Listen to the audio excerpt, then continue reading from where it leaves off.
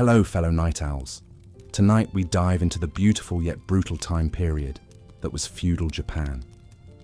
Relax your mind and body as we dive into the intricate world of warlords, samurai, and cherry blossoms, and uncover what made this time period a bountiful well of radiant culture and innovation, but also oppressive feudal systems and constant warfare that made life brutal for the many average Samaritans just trying to scrape by. But before we begin, please take a moment to let us know in the comments where you are in the world and what time it is, as it's always fascinating to see how far these stories reach. Well, get comfortable. Let your eyes slowly get heavier and heavier as we take a trip to feudal Japan through historical accounts and intimate stories. Let us begin. The story of the Tanaka family illustrates the precarious position of many merchants in feudal Japan. Though their class was slowly gaining economic clout, they still found themselves near the bottom of the social hierarchy, subject to heavy taxes and restrictions. For the Tanakas, running a small kimono shop in Edo, life was a constant struggle to stay afloat. Long days were spent hunched over bolts of fine silk, carefully cutting and stitching the elegant garments. The whole family toiled together, with even the youngest children helping to mix dyes and wind thread. Though their wares were worn by noble ladies, the Tanakas themselves subsisted on meager meals of millet and pickled radish. Every spare coin was reinvested in the business. But skyrocketing silk prices and the heavy taxes levied by the shogun ate away at their slim profits. The Tanakas lived in constant fear of falling behind on payments and having their shops seized. Bribes to corrupt officials became just another cost of doing business. To make matters worse, the family harbored a dangerous secret. They were closet Christians in a time when the foreign faith was strictly forbidden. If discovered, they risked torture and execution as enemies of the state. But their beliefs were a comfort in their hard lives, and they cherished their hidden rosaries and whispered prayers. It's hard to fathom the level of oppression feudal Japanese society imposed on those of the lower classes. Not only did poverty and backbreaking toil define their existence, but a rigid code of conduct controlled virtually every aspect of their behavior and appearance. Strict sumptuary laws laid out in minute detail what each social rank could wear, eat, and own. Peasants and merchants were explicitly banned from wearing silk, bright colors, or ornate hairstyles. The size and materials of their homes and furnishings were likewise prescribed. These petty regulations ensured that the elite could never be confused for commoners. But the conformity and control pressed further than outward appearances. Frivolous entertainments like theatre, music, and dancing were frowned upon as debased and immoral. Public displays of affection were considered shameful. Proper etiquette had to be observed at all times, with numerous rituals for everything from serving tea to greeting superiors. A culture of restraint and puritanism pervaded society, especially among the samurai. Overt shows of emotion were deeply unseemly for the warrior class, who were expected to face all of life's trials with stoic endurance. One slip in decorum could mean a loss of face and reputation. For women, the restrictions were even more suffocating. Demure obedience and selfless service were the highest virtues of a proper lady. An idealized beauty was one of a pale, slender figure wrapped in voluminous kimono, with every hair and fold perfectly in place. This was the stifling world of Hana, a young geisha in training. To the men she entertained, she was the picture of feminine subservience and artful grace. She could pour sake and deliver witty conversation with a carefully cultivated air of elegant mystery. But inside, Hana chafed at the austere code of conduct that governed her every move. As a geisha, her appearance was strictly regulated, from the tilt of her shimada hairstyle to the shade of red on her lips. She once dared to wear a purple kimono reserved for higher-ranking geisha and was severely punished. confined to her quarters for days. Another time, Hannah allowed herself to return the flirtatious affections of a charming young client. But when the tea house mistress caught wind of it, she was harshly beaten as a reminder that geisha were never to be mistaken for common prostitutes. A geisha's allure was in her untouchable beauty, not her availability. As the years passed, Hannah grew increasingly disillusioned with the false realm of the flower and willow world. She was essentially an indentured servant, her body and talents owned by the okiya that had invested in her training. There was no room for real love or free choices. She began to long for independence as an ordinary wife and mother, but knew the chances were slim. Instead, she numbed her hidden sorrows with stolen sips of sake when no one was looking. For even displaying a drinking problem would be a disgraceful break in character. Of course, for commoners who ran afoul of the law, the consequences were infinitely harsher than a few snide remarks. The feudal justice system was concerned more with keeping order and control than any pretense of impartial process. Laws were strict, guilt was assumed, and punishments were brutal and swift. Minor offences routinely drew harsh corporal punishment. Pickpockets and vandals could expect public floggings, their skin flayed until they passed out from the pain. Thieves and adulterers often had noses or ears lopped off as a permanent mark of shame. Serious crimes met with horrific torture and execution.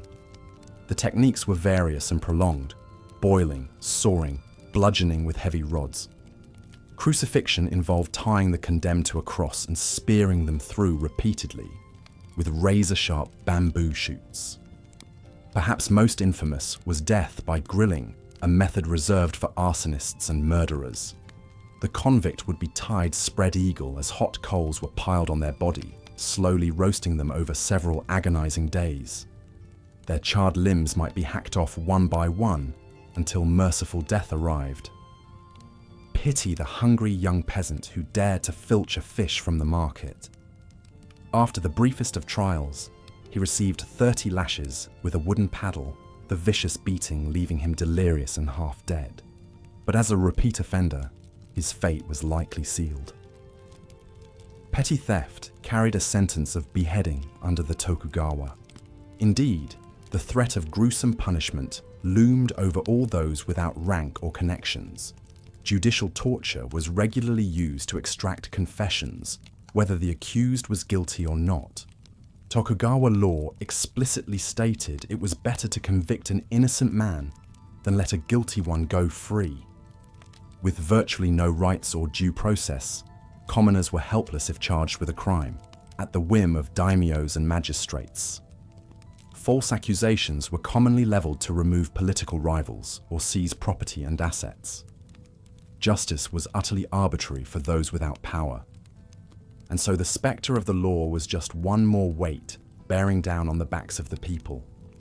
Their lives were defined by endless toil and deprivation, with only the slimmest hope of rising above their assigned station. For the peasants who made up the vast majority, poverty ground them down to the literal dirt. Punishing taxes and rice levies left little to fill their bellies. They subsisted on millet gruel and radish tops, watching their lords feast on white rice and venison. Crushing debts piled up season after backbreaking season. Many became essentially slaves, bonded to their land and landlord. If their rice harvest fell short, their children might be sold into servitude to pay the difference. A bad crop could spell disaster for a whole village. When famine struck, peasants ate grass and bark to survive. Bands of gaunt, desperate vagrants roamed the roads. Abandoned children wailed in empty huts. Corpses piled in ditches. Relief was paltry and selective. The poor died in droves when disease burned through. Smallpox and dysentery churning one on top of malnutrition. They could only pray to Jizo and Kannon, the merciful bodhisattvas, for salvation from suffering in the next life. Opportunities for a better lot were vanishingly rare. The rigid class boundaries were nearly impossible to jump without being born into privilege. Education was limited to basic ciphering and calligraphy, learned at a temple school, if that. For most, the only path was the backbreaking one their fathers and grandfathers walked. Is it any wonder, then, that some peasants reached a breaking point? That after a string of poor harvests, a village might rise up in raw desperation, even knowing the futility? Such was the case in 1781, when starving farmers in the Tohoku region attacked tax collectors and stormed their daimyo's castle, demanding relief from rice levies. Hundreds more flocked to join them, seizing weapons and torching government storehouses. But like every peasant rebellion, this one was doomed. The uprising dissolved in the face of trained samurai. The farmers fled to the mountains. The daimyo ordered all the village men beheaded as an example, their wives and daughters sold into prostitution, and so the peasants submitted again, backs bent under the knowledge that they could rage against their fate, but never escape it. They prayed for the distant promise of the world turned upside down, when the virtuous poor would become lords in the Buddha's paradise. And the feudal order groaned on for another century, but the weight of its oppression grew heavier. The merchants and artisans grew restless, their coin buying them fine things, but not respect. The samurai found their way of life threatened, their rituals of blood and honor ringing hollow.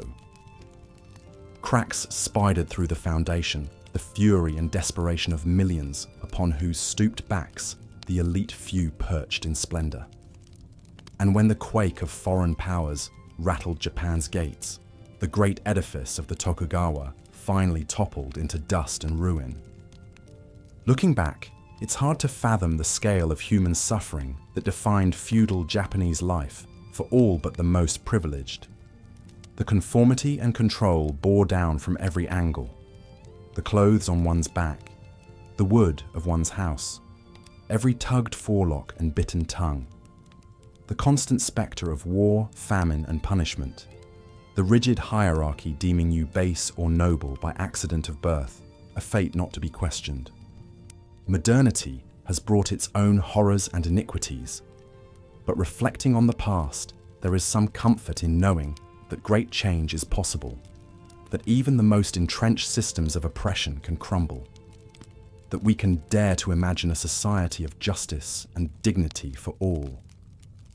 The feudal peasant, toiling to the end of his days in a world of blades and hunger, would scarcely believe it. So if you enjoyed this journey through the darker annals of history, consider liking and subscribing for more. There are countless shadowed chapters still to explore, the blood-soaked ground on which our present is built. But for now, let it lull you into an appreciate sleep, and may all your waking dreams be kinder than the long nightmares of the past. The harsh justice system of feudal Japan was a reflection of the rigid social hierarchy and the importance placed on maintaining order and control. In a society where one's station was determined by birth and there was little room for social mobility, the laws were designed to keep people firmly in their place. Minor crimes that today might warrant a fine or short jail sentence were punished severely. Petty theft, gambling, and disorderly conduct often resulted in public floggings, leaving the accused bloodied and battered as a warning to others. More serious offences like repeated larceny or forgery could lead to the loss of a hand or even beheading. Trials were swift and largely a formality, with little presumption of innocence. Suspects were often tortured to elicit confessions, the belief being that an innocent person would never admit to a crime they didn't commit, even under duress. Samurai had the privilege of being tried by their peers in a warrior court, but commoners had no such rights. Punishments were meted out publicly to maximize their impact as deterrents. Crucifixion was the cruelest fate, reserved for treason and other high crimes against the state. The condemned would be lashed to a wooden cross and pierced with spears, left to die an agonizing, drawn-out death. Their corpses would be left on display for days as a grim reminder of the price of defiance. One small mercy was the practice of death by proxy, where a family member could request to be executed in place of their loved one. This spared the condemned from suffering and allowed them an honorable end. But it was a tragic choice that only the desperately loyal would make. Consider the tale of Hikaru, a young artisan's apprentice in the city of Osaka. His master was a skilled but ill-tempered swordsmith, prone to heavy drinking and fits of rage.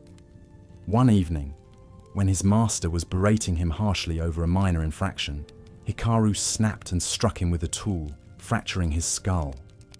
Hikaru was swiftly arrested and thrown in a dank prison cell to await trial. He was denied food and water, kept in darkness, and interrogated mercilessly by his captors. Exhausted and disoriented, he eventually confessed to the attack under the threat of torture. At his trial, Hikaru's guilt was presumed from the start. His tearful pleas that it was an accident and his appeals to his master's good character fell on deaf ears. With the swordsmith hovering near death, the judge wasted little time in reaching a verdict. Hikaru would face crucifixion for his crime. On the day of his execution, Hikaru was pale and shaking as he was paraded through the streets and lashed to the cross. As the executioners prepared to pierce him with spears, Hikaru's elderly father came forward and prostrated himself before the magistrate. With his face pressed to the ground, he begged to take his only son's place on the cross, insisting that his own life was near its end, while Hikaru's was just beginning. With great sorrow, the magistrate agreed to the substitution, acknowledging the father's noble sacrifice. Hikaru wailed as he watched his father, the man who had always protected him, be put to a torturous death in his stead. The guilt was more painful than the spears would have been. He would go on to live a long life as a master swordsmith himself, but he was forever haunted by the cost of that second chance. Stories like Hikaru's were all too common in feudal Japan, where a single misstep could doom an entire family. The cruel and unyielding justice system was just one more way the powerful exerted control over the masses. It was a constant reminder that in this society, people were ultimately expendable cogs in service of the larger machine. For the peasants and artisans who made up the bulk of the population, life was an endless cycle of toil and hardship, with little hope of reprieve. They were born into poverty and would likely die in it, never knowing a life beyond back-breaking labor in the fields or hunched over a workbench. The lucky ones might enjoy a modest existence, with enough to eat and a roof over their heads, but they walked a razor's edge, always one failed harvest or broken contract away from destitution. A single stroke of misfortune could cast a family into starvation and ruin. Consider the Ito family, humble rice farmers, in a small village near Kyoto. For generations, they had tended the same small plot of land, barely eking out a living. They lived simply in a tiny thatch hut, subsisting on a diet of mostly rice and vegetables, with the occasional fish or scrap of meat. The father, Toshi, was a stoop-shouldered man who had known nothing but toil since he could walk. Each day, he rose before dawn to tend the rice paddies, planting, weeding, and watering until his hands were rough and muddied. His wife May worked alongside him while also caring for their 3 small children and aging parents. Despite their best efforts, the Ito family lived in a state of constant precariousness. More than half their rice harvest went to paying rents and taxes to their local lord. What remained was barely enough to fill their bellies and trade for other necessities. They were one flood or drought away from disaster. That ill fortune came in the summer of 1783, when a powerful typhoon tore through their region, flattening fields and destroying storehouses. The Ito's entire rice crop was wiped out, along with their seed stock for the next planting. They suddenly faced the very real prospect of starvation. With heavy hearts, Toshi and May made the difficult decision to sell their young daughter Akari into indentured servitude with a wealthy merchant family. It was the only way to keep the rest of the family fed. They told themselves it was temporary, that they would work hard and save every spare coin to one day buy back her freedom. But deep down, they knew it might be the last they ever saw of their bright-eyed girl. Akari's story was tragically common in feudal Japan, where the crushing poverty ensnared families for generations. Children were often commodities to be sold or traded in times of hardship. Many rural girls ended up trafficked to city brothels and tea houses, forever losing their innocence to keep their families afloat a little longer. This was the unrelenting reality for the peasantry, a never-ending struggle for survival that stripped away dignity and hope. They were the human fuel that kept the feudal machine lurching forward, their suffering greasing the gears for the benefit of the ruling class far above.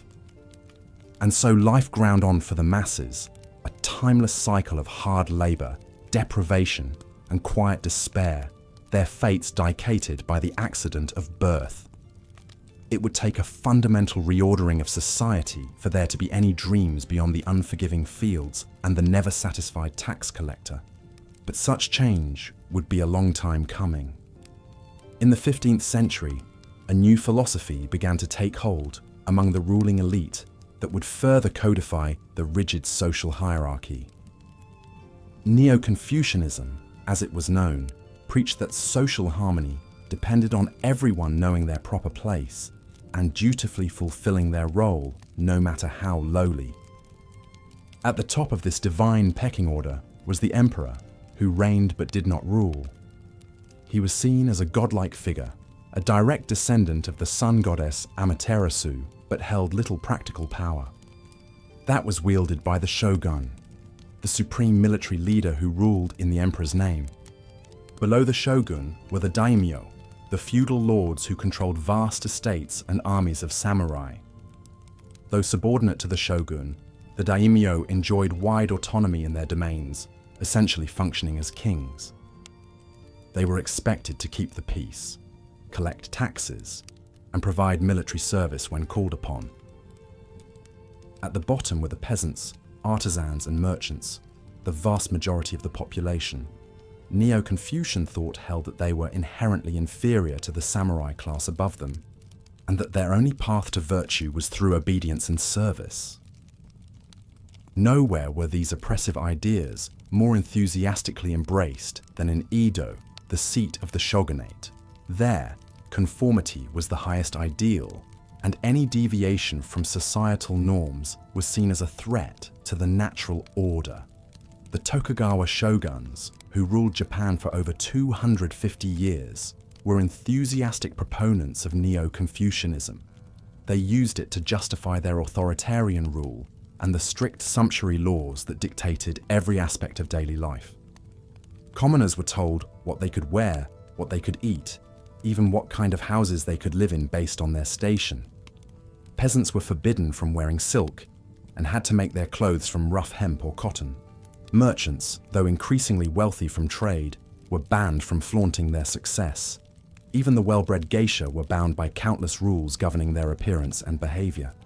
The political scheming and intrigue common in Kyoto and Osaka were muted in Edo, where an absolute adherence to decorum reigned.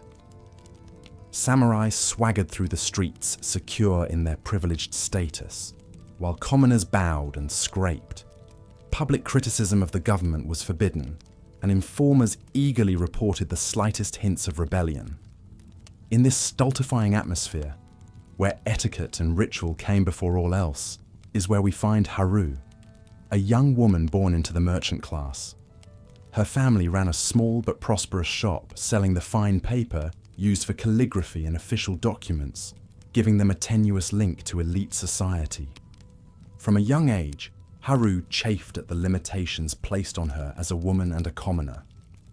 She was quick-witted and harbored secret ambitions of becoming a scholar, devouring classical texts in her father's storeroom. But such intellectual pursuits were deemed unseemly for a merchant's daughter, who was expected to master the tea ceremony and flower arranging to attract a suitable husband. Haru's parents were loving but firm, impressing upon her the importance of upholding the family's honor and knowing her place. They had sacrificed much to provide her with a genteel upbringing, and could not abide any rebelliousness that might threaten their hard-earned respectability. So Haru learned to hide her true nature behind a mask of quiet obedience. She poured tea and recited poetry with a serene smile, all the while dreaming of a different life. She snuck her precious books under her futon and read them by candlelight, thrilling to the illicit knowledge.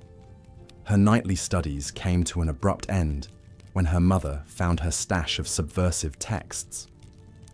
They were works by a renegade philosopher who dared to question the prevailing doctrine of blind subservience to authority. Haru's mother was horrified, fearing what would happen if such dangerous ideas were discovered in their home. Haru pleaded that the books were not hers, that she was simply minding them for a friend, but her mother saw through the lies.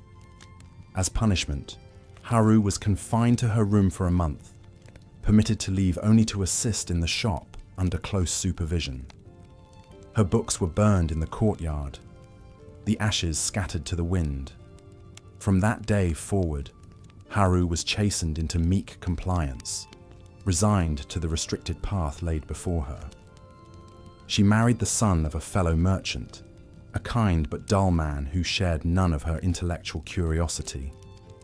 She bore 3 children and devoted herself to being a model wife and mother, burying her unorthodox dreams deep within. To the outside world, Haru was the picture of a proper Edo woman, graceful and ever obliging. Only in the deepest reaches of the night, lying beside her slumbering husband, did she allow her mind to wander to what might have been, if only she had been born into a different time, a different place, a different body. Haru's story was not unusual in the pressure cooker of Edo society. Conformity was the watchword, and the nail that stuck out was quickly hammered down. With their individuality suppressed and their minds constrained, many simply submitted to the well-worn grooves of tradition and duty.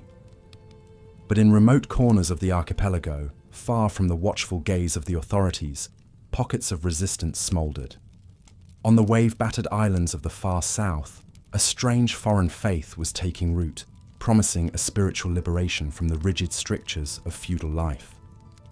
Catholic missionaries, first welcomed by the shogunate as purveyors of new knowledge and trade, had been violently expelled in the early 1600s.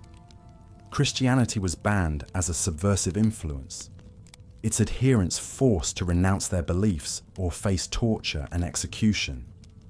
Many went underground, forming secret communities bound by faith and necessity. Among them were the hidden Christians of the Shimabara Peninsula, a rugged land of craggy inlets and lush green valleys. For over 2 centuries, they outwardly practiced Buddhism while furtively passing down the rites and rituals of the church. Baptisms were performed in secluded forest glens, masses held in secret after midnight. The villagers of Shimabara eked out a meager living as farmers and fishermen, scratching survival from the stingy soil. They found solace in their clandestine faith, which preached the equality of all before an all-loving God. It was a powerful antidote to the Neo-Confucian orthodoxy that so oppressed their daily lives. Ichiro was born into this world of furtive devotion and constant fear. From a young age, he was taught the importance of keeping the family's true beliefs hidden from outsiders. He learned to recite the Heart Sutra by rote, even as he fervently whispered the Lord's Prayer when no one was listening. As Ichiro grew into manhood, he shouldered ever greater responsibility in his tiny community.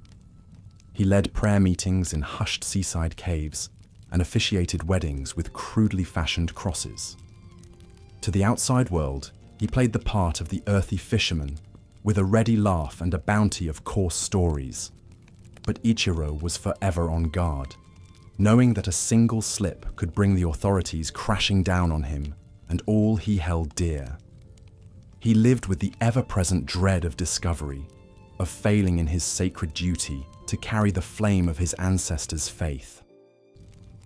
That dreaded day came in the autumn of his 27th year, when a nosy tax collector from the regional capital came sniffing around the village. Repulsed by the poverty and the crude dialect of the locals, the official was eager to find fault and squeeze more wealth from the downtrodden peasants. As the tax collector surveyed the village headman's ramshackle home, he spied something peculiar on the dirt-streaked wall. It was a rough outline of a cross, etched in charcoal and half hidden behind tattered scrolls of Buddhist mantras. With a shout of triumph, the official seized upon this damning evidence of the forbidden faith. When the headman fell to his knees, babbling desperate denials, the cruel bureaucrat only sneered, certain he had unearthed a nest of dangerous heretics. Ichiro watched in dread from the shadows as the tax collector summoned a squad of armed samurai to round up the terrified villagers. He knew he should run, flee into the mountains and live to fight another day, but he could not abandon his flock to face the coming storm alone. With a heavy heart, Ichiro stepped forward into the torchlight. In a calm, clear voice, he declared himself a follower of Christ and a leader of the hidden church. He commanded the trembling headman to stay silent, to protect the others with his mute compliance. Over the shouts of the samurai, Ichiro began to sing a hymn of joyful surrender.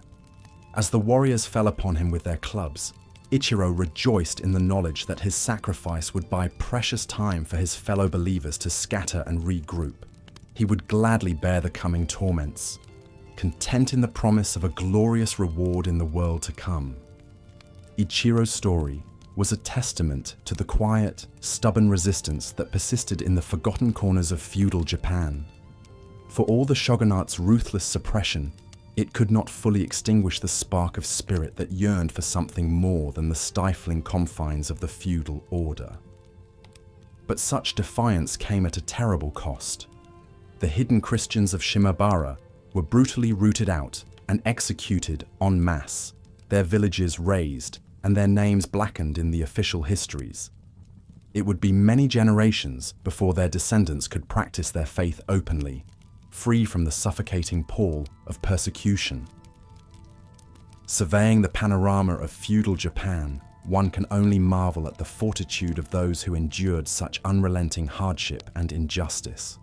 From the calloused peasants toiling in the muddy rice fields to the hunched artisans laboring in the smoky cities, life was an unending trial of back-breaking labor and deprivation.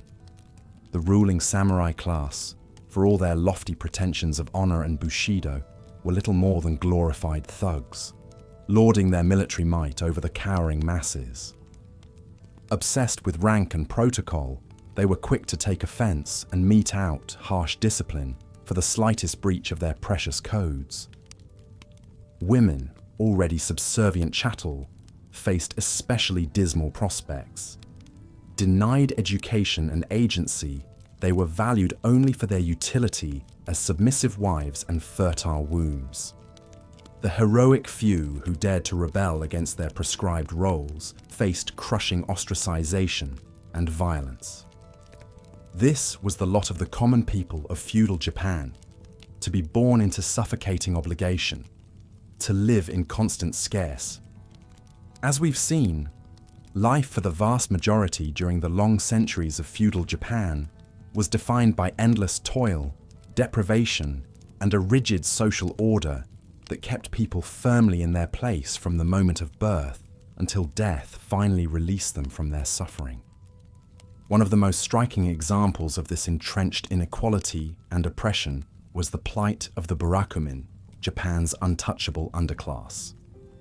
These were people born into hereditary occupations considered unclean by Buddhist and Shinto tradition, mostly work involving death or the handling of animal flesh, like undertaking, butchery, tanning hides, and leatherwork.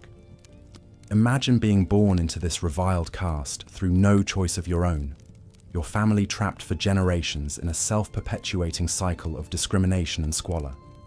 You're forced to live in a segregated hamlet on the outskirts of town, a crowded slum of ramshackle huts lacking even the meanest comforts. Forbidden from marrying outside your class, your spouse must come from the same wretched background, ensuring your children are born into the identical fate. Grinding poverty is all but guaranteed when the only occupations open to you are dirty, dangerous, and low-paid. You labor at grim, foul-smelling work from sun-up to sundown and collapse exhausted each night in your bare hovel. When venturing into town on errands, you must wear distinguishing clothing that marks you as untouchable, a straw hat, or a dirty, ragged kimono. In the streets, people recoil from you or yell vicious insults.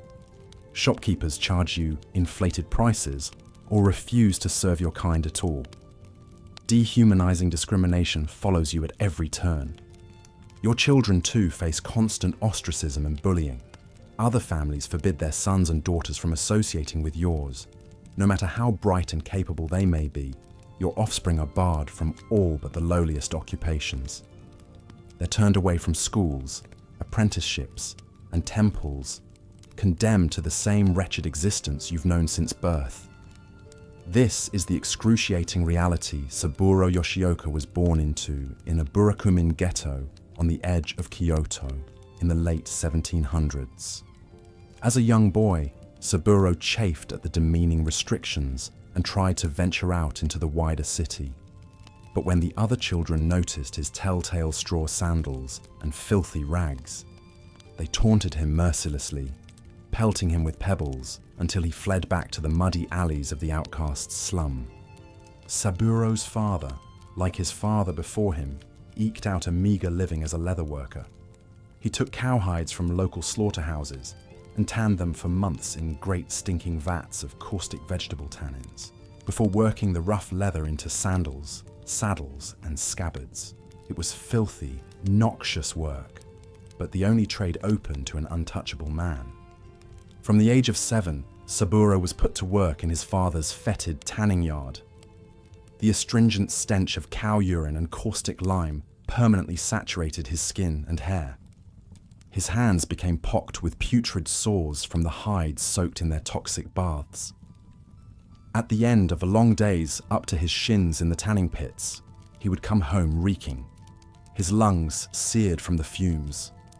As Saburo entered manhood, he dreamed of marrying a pretty girl from town, escaping his miserable lot in life.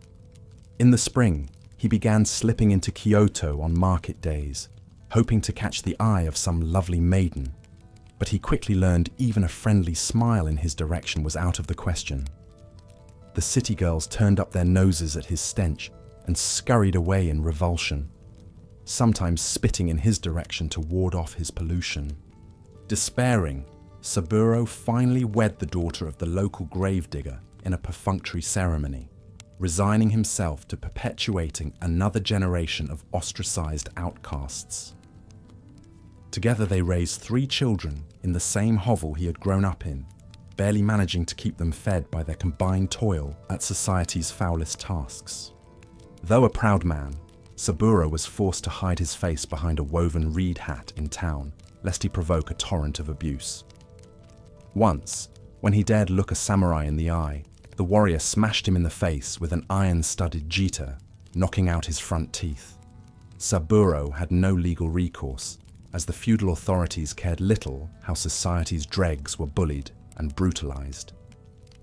In this way, Saburo and his family lived out their days in squalid ignominy, toiling at repellent work from dawn to dusk, forever shunned by their fellow man.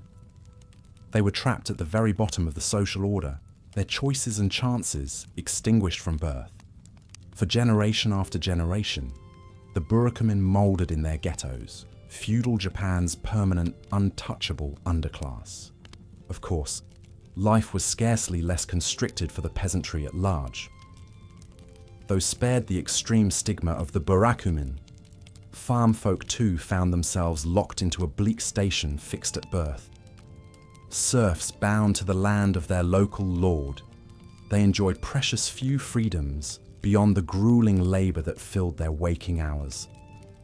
Imagine an existence of ceaseless, back-breaking toil from your earliest childhood days onward. You wake each morning on a reed mat, your belly half empty, and stumble out into the muddy fields to guide an ox-drawn plough or plant endless rows of rice seedlings bent double at the waist. Icy water soaks your legs to the bone as you slosh through the paddies, your feet cut and abraded. At the height of the growing season, you're in the fields for 12, 14, 16 hours a day, pausing only for a few meager meals of millet gruel and pickled radish if you're lucky. Your face and neck are burnt nut brown by the unrelenting sun, your hands gnarled and calloused from gripping tools. A straw hat provides scant relief from the heat as you sweat and strain until every muscle aches. Of course, this assumes the weather is favourable and the harvest plentiful. Let the rains fail or winds lay the crops low, and your family teeters on the precipice of starvation. When the rice runs out, you forage for roots and bark, begging for table scraps on the outskirts of town. Sometimes, you watch helpless as your aged parents or younger siblings waste away, bellies distended, too weak to rise from their pallets. When the rice crop does come in, much of it is destined for your daimyo's storehouses, owed as tax for farming his land. You watch stoically as the best of your back-breaking efforts are carted away by sneering samurai tax collectors. Should you fail to meet your assigned quota, you'll be beaten severely as a malingerer, fined into destitution. Come winter, you shiver in your flea-ridden thatch hut, a single charcoal brazier providing scant warmth as icy winds knife through the walls.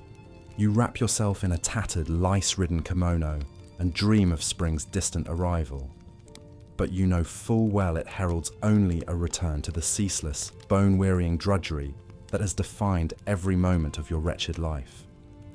Such was the lot of Kenji Nakamura, born into a poor farming village in the shadow of his daimyo's towering castle near Himeji in the early 1600s.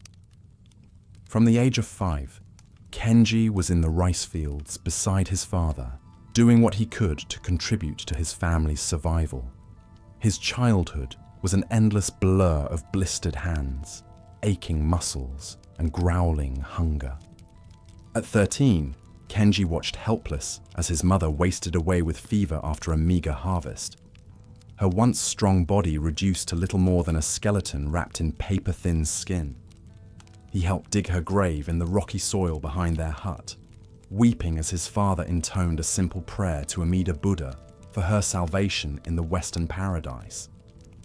With his mother gone, Kenji took on even more work, rising before dawn to pound millet for gruel, then standing in the frigid paddies until dusk. His youth was a relentless cycle of planting, weeding, frightening away birds, and finally harvesting the precious rice on which the village depended utterly for survival. In a good year, there would be enough to fill their bellies until spring after the tax grain was rendered up.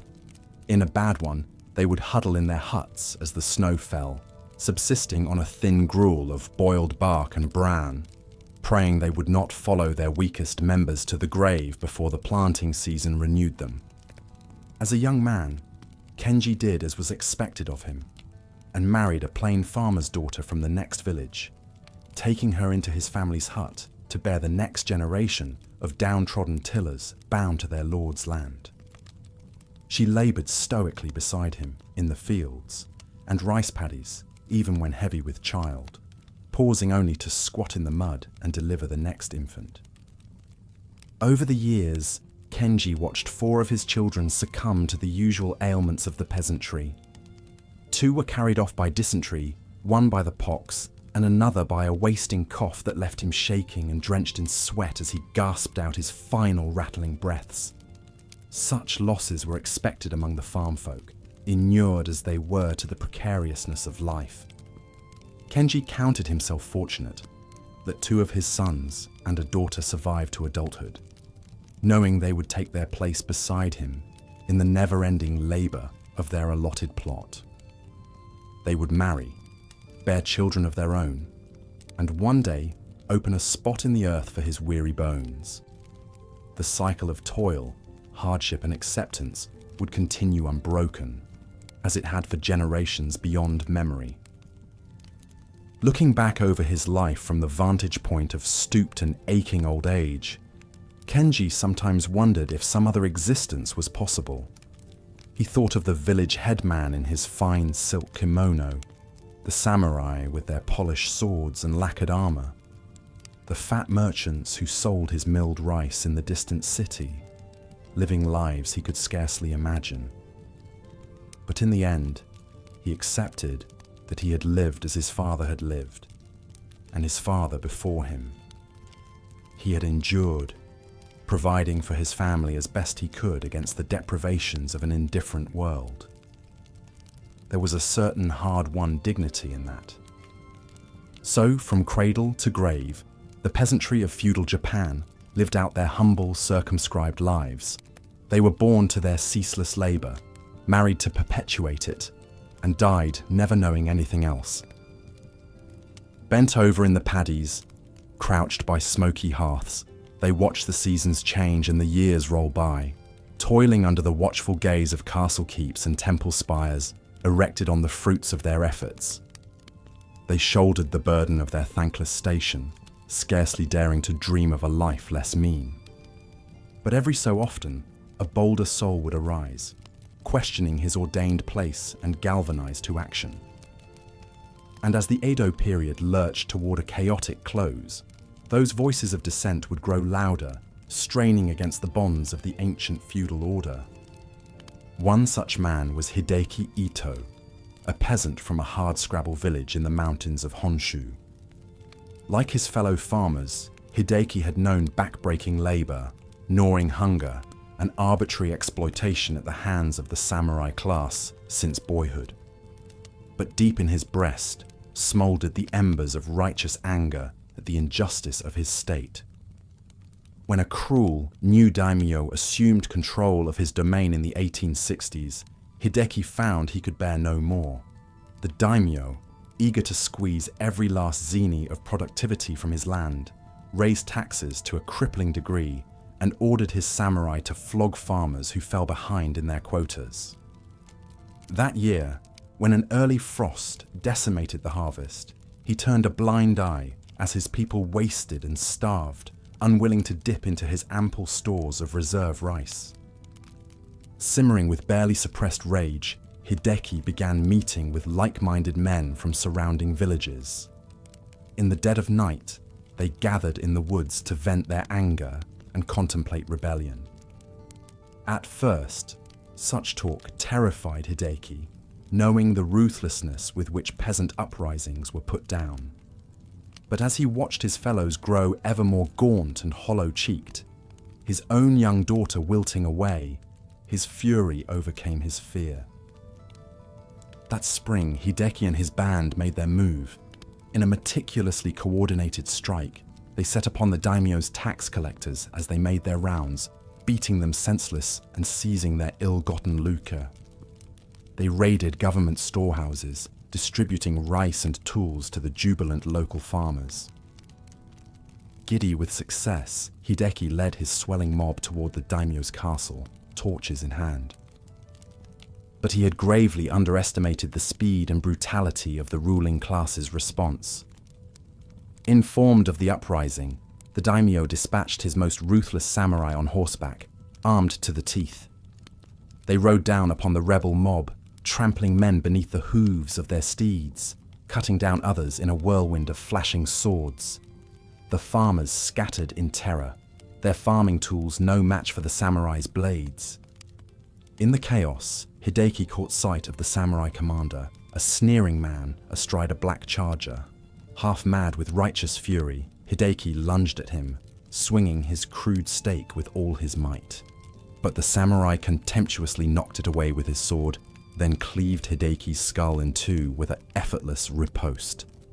Hideki crumpled to the ground, drowning in a crimson torrent, the light fading from his eyes as swiftly as his dreams of a more just world. In the aftermath, the daimyo made a terrible example of the rebel farmers. Dozens were beheaded, their leaders brutally crucified. The village was burnt to the ground, its women and children left to starve in the ashes. The message could not have been clearer. Such defiance would be met with the most pitiless retribution. The social order would be preserved at any cost in blood and suffering. But unbeknownst to the callous ruling elite, the seeds of its eventual destruction had already been sown.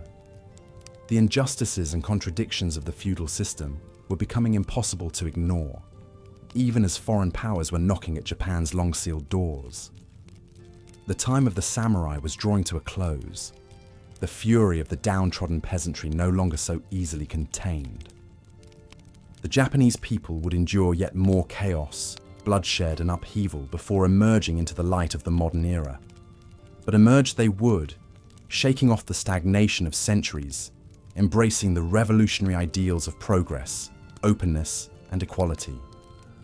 In a few heady decades, the shoguns, daimyos and samurai would fade into legend, swept away by the tide of history. But the long, nightmarish centuries in which they had held sway would not soon be forgotten. The spectre of those dark times lingered, a cautionary reminder of a feudal past defined by cruelty, oppression, and entrenched inequality. A time when the accident of birth fixed one's fate, when the strong relished their dominion over the weak, when the fruits of the many were devoured by an armored few. In the fading evening light, an old farmer straightens up from his work and surveys the emerald patchwork of rice paddies stretching to the horizon. He knows this life of endless toil all too well, feels its toll deep in his bones. But he also knows this is a different age, that his children and grandchildren will have opportunities scarcely imaginable to his ancestors. They will go to school, learn to read, perhaps even journey to the big city to make a new life. He has heard talk of rights, elections, a constitution to protect the common man. These are still new and fragile notions, but they stir something deep inside him. He dares to imagine a future in which his kind are no longer chattel, playthings of the powerful, but citizens, equal in dignity, valued beyond the mere work of their calloused hands. Of course, much hard work still lies ahead, with many obstacles yet to overcome. He knows his grandsons might well find themselves stooped over in these same paddies as he is now, weighed down by the weary rhythms of the old cycle. Change will not come quickly to this timeless landscape of lush fields, swaying pines and ancient hills. But as the last rays of sun dip below the peaks, the old man allows himself a moment of cautious hope. He straightens his creaking back and inhales deeply of the cooling air. His people have endured so much for so long, adapted to every wind of fate. Surely, slowly but inexorably, they will find their way to that brighter future, look back on the long darkness and marvel at how far they've come. But such grand transformations will unfold in their own good time. For now, the old farmer turns for home, ready to ease his aching frame into bed and welcome the oblivion of sleep. Tomorrow, he will rise and step once.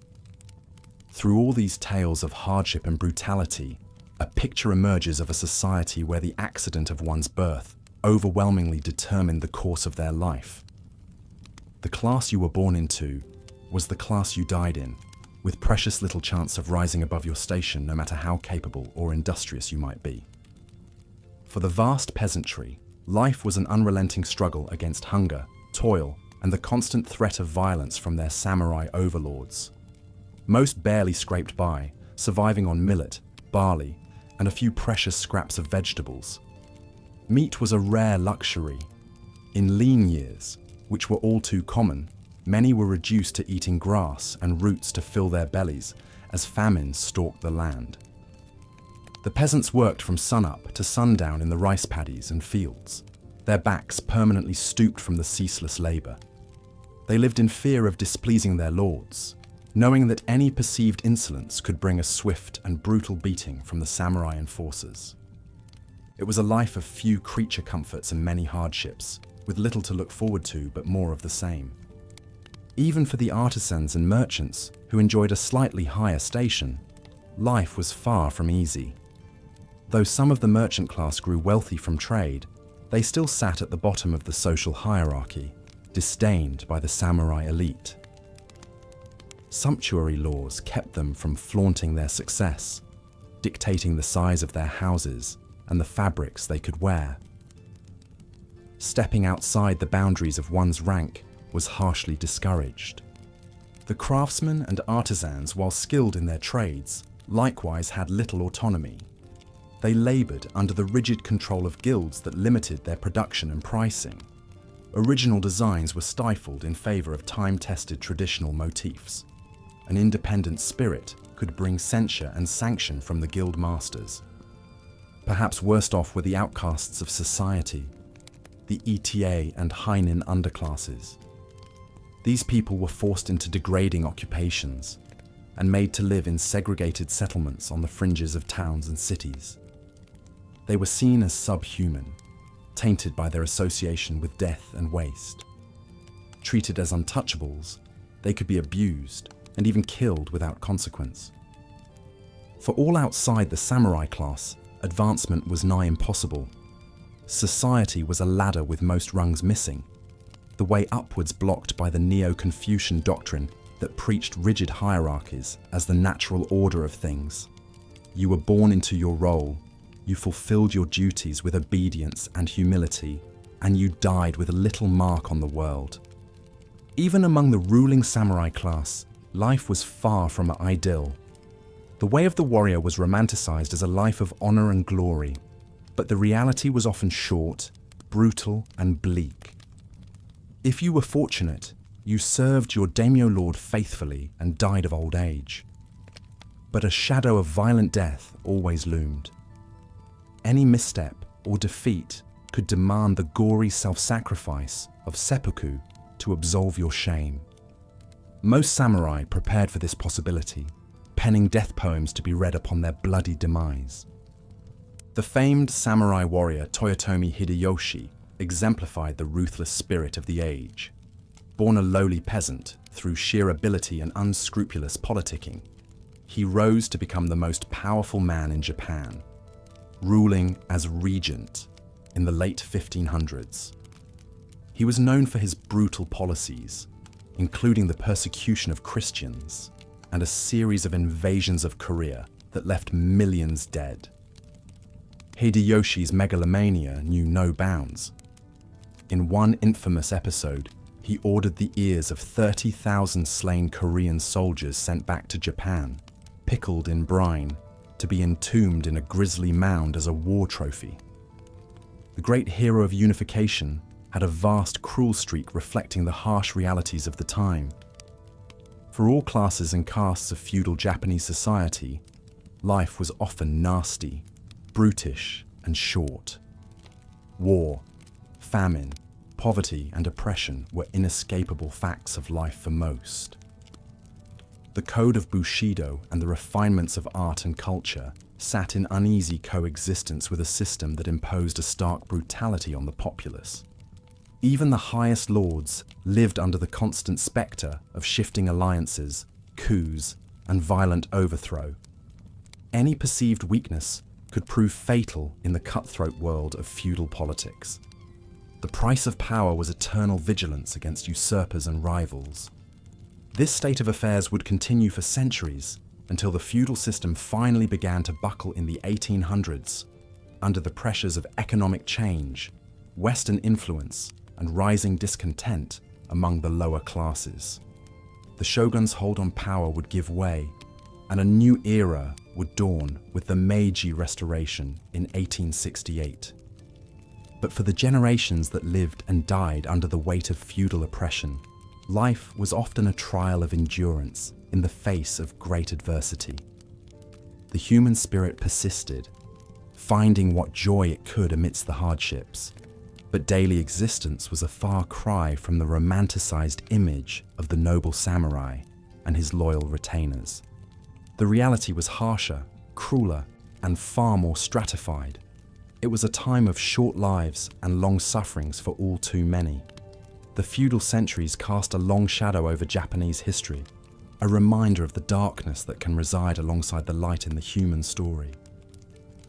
As we close this chapter, on the often brutal realities of life in feudal Japan, reflect for a moment on the resilience of those who endured such times. Theirs was a world almost unimaginably different from our own, yet they too knew love, hope, fear, and sorrow. In our modern comfort and security, it is easy to forget the trials of those who came before. But in remembering their harsh lot, we perhaps better appreciate the freedoms and opportunities we enjoy today. History, even at its darkest, has much to teach us about the progress of the human condition. The feudal era of Japan, for all its cruelties and inequities, sowed the seeds of what would grow into a strong, dynamic nation. The values of discipline, loyalty, aesthetics, and community forged in that time would shape and define Japanese culture for generations to come.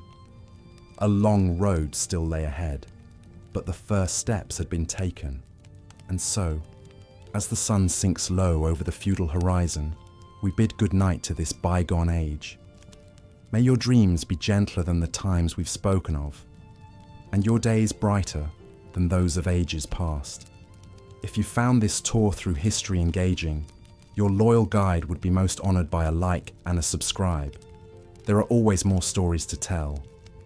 But for now, rest well, secure in the knowledge that the present, for all its troubles, remains a kinder time than the harsh centuries we've left behind.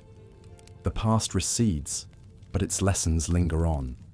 And so, as the nobles of old retired to their castle keeps, we return to the keep of sleep, a little wiser, a little wearier, and glad of our place in a world moved on from such feudal days. Good night. As the sun set over the rugged hills, casting long shadows across the village below, the peasants returned from another bone-wearying day in the fields. Their faces were weathered and worn, etched with the hardships of their meager existence. They moved slowly, their bodies hunched from years of back-breaking labor, their feet shuffling up the dirt paths to their humble homes. In one small hut, a flickering oil lamp illuminated the drawn face of a young mother as she stirred a pot of thin rice gruel over the cooking fire. Her infant son whimpered in a basket nearby, his belly distended from hunger. The woman's husband sat slumped against the wall, staring vacantly into the dancing flames, his calloused hands lying idle in his lap. The day's work had left him spent in both body and spirit. This was the nightly scene in countless peasant households across feudal Japan. Life was an unrelenting struggle for survival, with little respite or hope for a better future. From sunup to sundown, the peasants toiled in their lord's fields, scratching out a bare subsistence from the unforgiving earth. They were the lowest rung on the social ladder, the foundation upon which the entire feudal system rested, yet they reaped few of its rewards. Up to 90% of the population were peasants during the feudal era, bound to the land in a state of virtual servitude.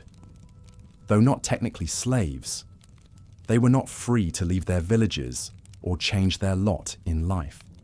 They were born into their position and died in it, their days an endless cycle of sowing, reaping, and laboring in service to their daimyo lords.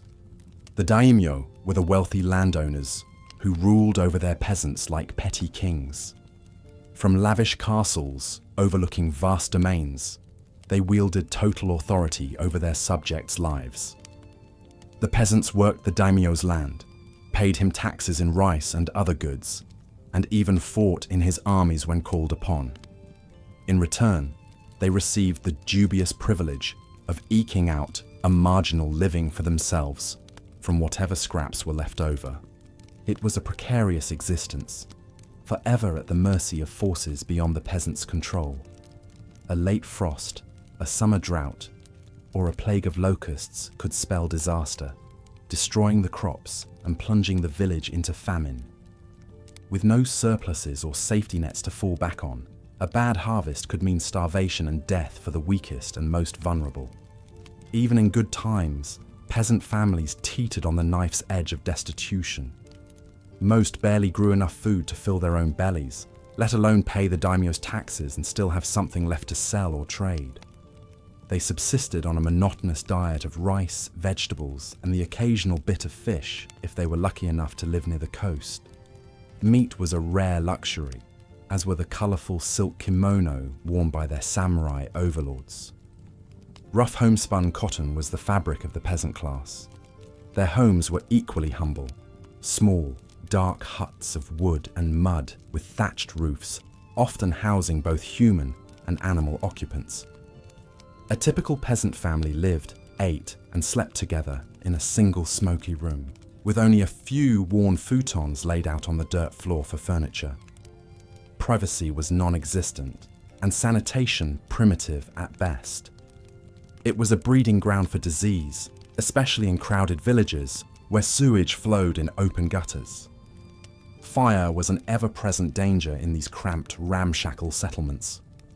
With homes built of flimsy wood, paper, and straw, an errant spark or tipped-over candle could quickly engulf a whole village in flames.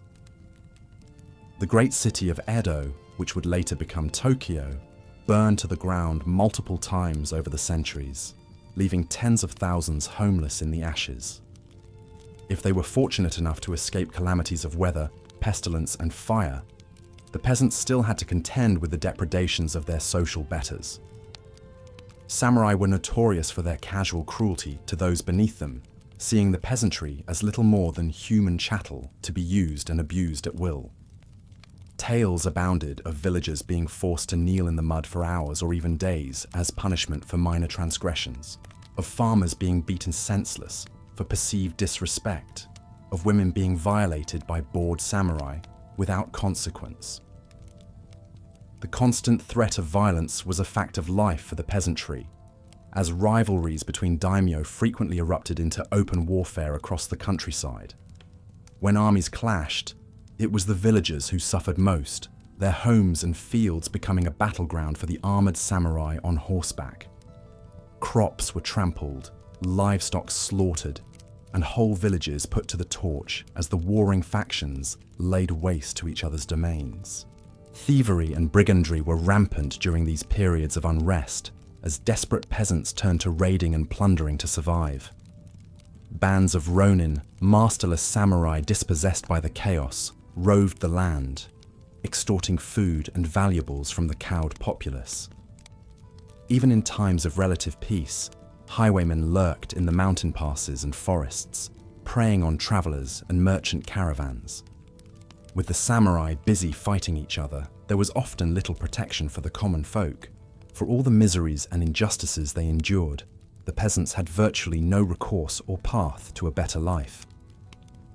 The feudal hierarchy was rigid and unforgiving, with each person's role and rank ordained from birth. A peasant could not aspire to become a samurai, no matter his talents or ambitions. Even wealth offered no escape, as the rich merchant class, despite their money, still ranked beneath the poorest samurai in the social order. This inflexible caste system bred a deep sense of fatalism and resignation among the peasantry.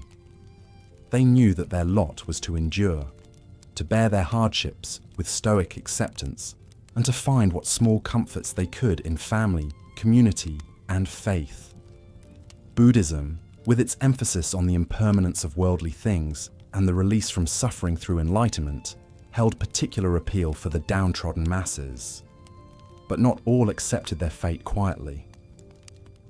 Pushed beyond endurance, peasants sometimes rose up in desperate, doomed rebellions against their overlords. These uprisings were usually local affairs, sparked by some especially egregious abuse or hardship, and quickly crushed by the superior arms and organization of the samurai. One of the largest and most famous peasant revolts was the Shimabara Rebellion of 1637–38. An estimated 27,000 Christian peasants on the Shimabara Peninsula, chafing under the brutal persecution of their faith, banded together to overthrow their daimyo and establish a kind of peasant utopia. The rebellion began with the peasants seizing several fortified castles, a stunning feat that testified to their zeal and their numbers. The Tokugawa shogunate, which had banned Christianity as a subversive foreign influence, sent a massive army to quell the uprising. The peasants, many armed only with farming tools, held out against the siege for months before being overwhelmed. In the end, the rebel stronghold was stormed, and some 37,000 insurgents and sympathizers were massacred, men, women and children put to the sword. It was a tragic but telling example of the vast power imbalance between rulers and ruled in feudal Japan. The Shimabara Rebellion would be the last major armed resistance by the peasantry, a futile gesture of defiance against a system that offered them no real hope or justice. In the centuries that followed, Japan would gradually transition from feudalism to a more modern, centralized state. But change came slowly and unevenly, with the rural peasantry often the last to see real improvements in their condition. Even as cities like Edo and Osaka grew and prospered, life in the villages remained mired in poverty and toil for generations. It was not until the Meiji Restoration of 1868, which ended the shogunate and restored the emperor to power, that the feudal system was finally abolished and the way was paved for a new, more egalitarian social order. Land reforms, industrialization, and the growth of public education would slowly lift the peasantry out of the depths of immiseration, though rural poverty remained widespread well into the 20th century. Looking back from the vantage of the present day, it can be hard to fathom the sheer scale of human suffering that took place during Japan's long feudal era. For hundreds of years, the great mass of the population endured a bleak existence of grinding poverty, ceaseless drudgery, and the constant peril of famine, disease, and violence.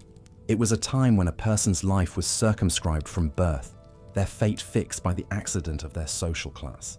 Yet it was also an era that gave rise to cultural traditions that would define Japanese identity for generations. The samurai code of Bushido, the way of tea, the austerities of Zen. It was an age of strife and cruelty, but also of great art, poetry, and spiritual yearning.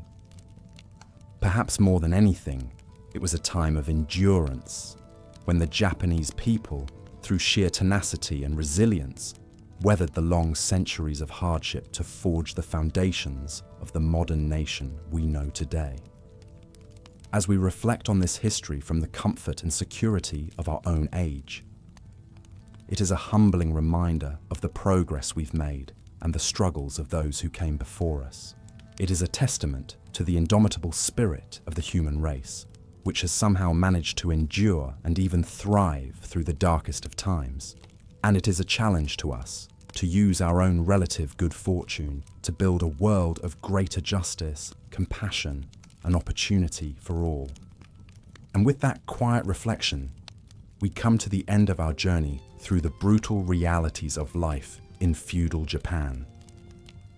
I hope this exploration of history has brought you a deeper understanding of the past, even as it lulled you gently into the embrace of sleep.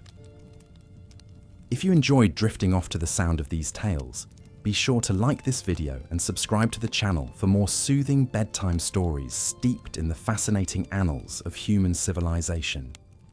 Thank you for joining me on this voyage through the centuries, and may your dreams be filled with the wonders of ages past. Good night.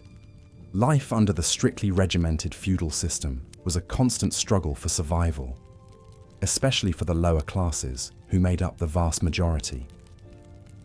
Not only were they perpetually on the brink of starvation, but they faced a justice system that was swift and harsh in meting out punishments. Even minor crimes could result in severe penalties. Take the story of a poor farmer we'll call Haruki. In 1720, a string of poor harvests had left him and his family desperate and hungry. One morning, he was caught stealing a bag of rice from his daimyo's storehouse.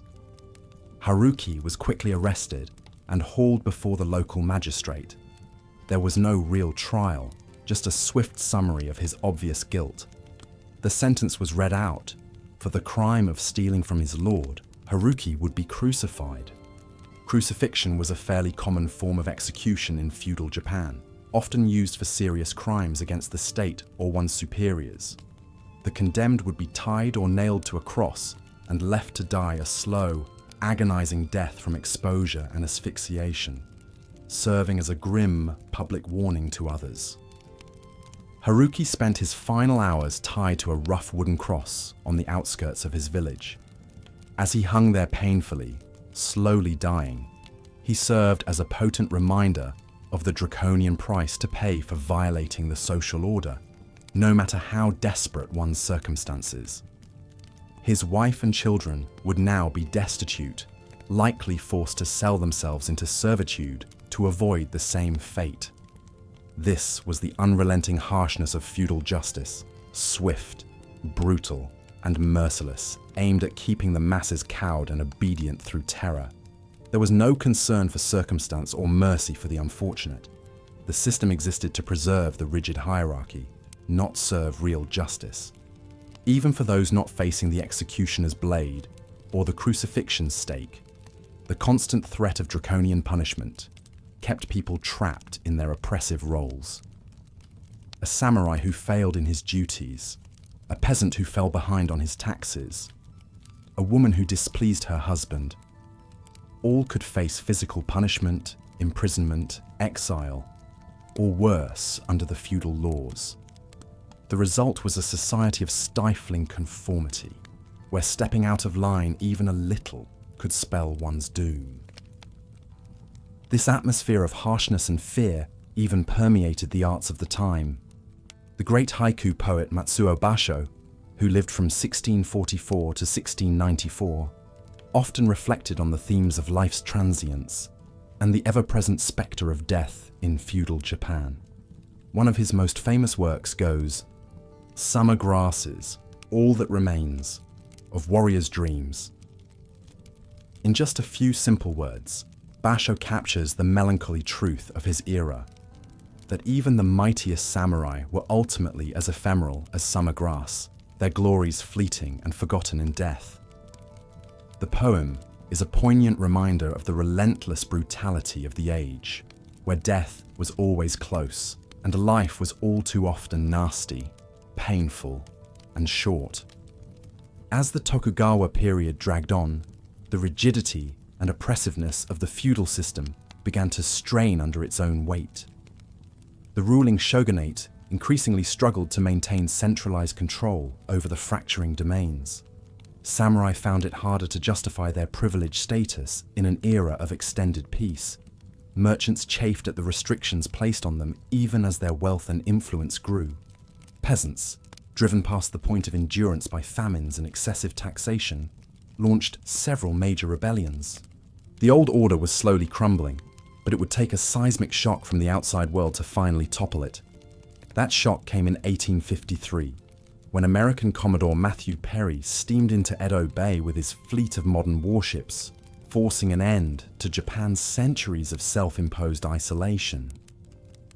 This sudden confrontation with the industrial West triggered a crisis and a series of internal conflicts that ultimately led to the fall of the shogunate in 1868 and the birth of a modernizing Japanese state. The feudal age of Japan was coming to a close after centuries of entrenched brutality. The new Meiji era would bring wrenching changes and upheavals as the nation raced to catch up with the world. But it would also open the door for new ideas, technologies, and opportunities that had been stifled under the stagnant and oppressive rule of the shoguns and daimyo.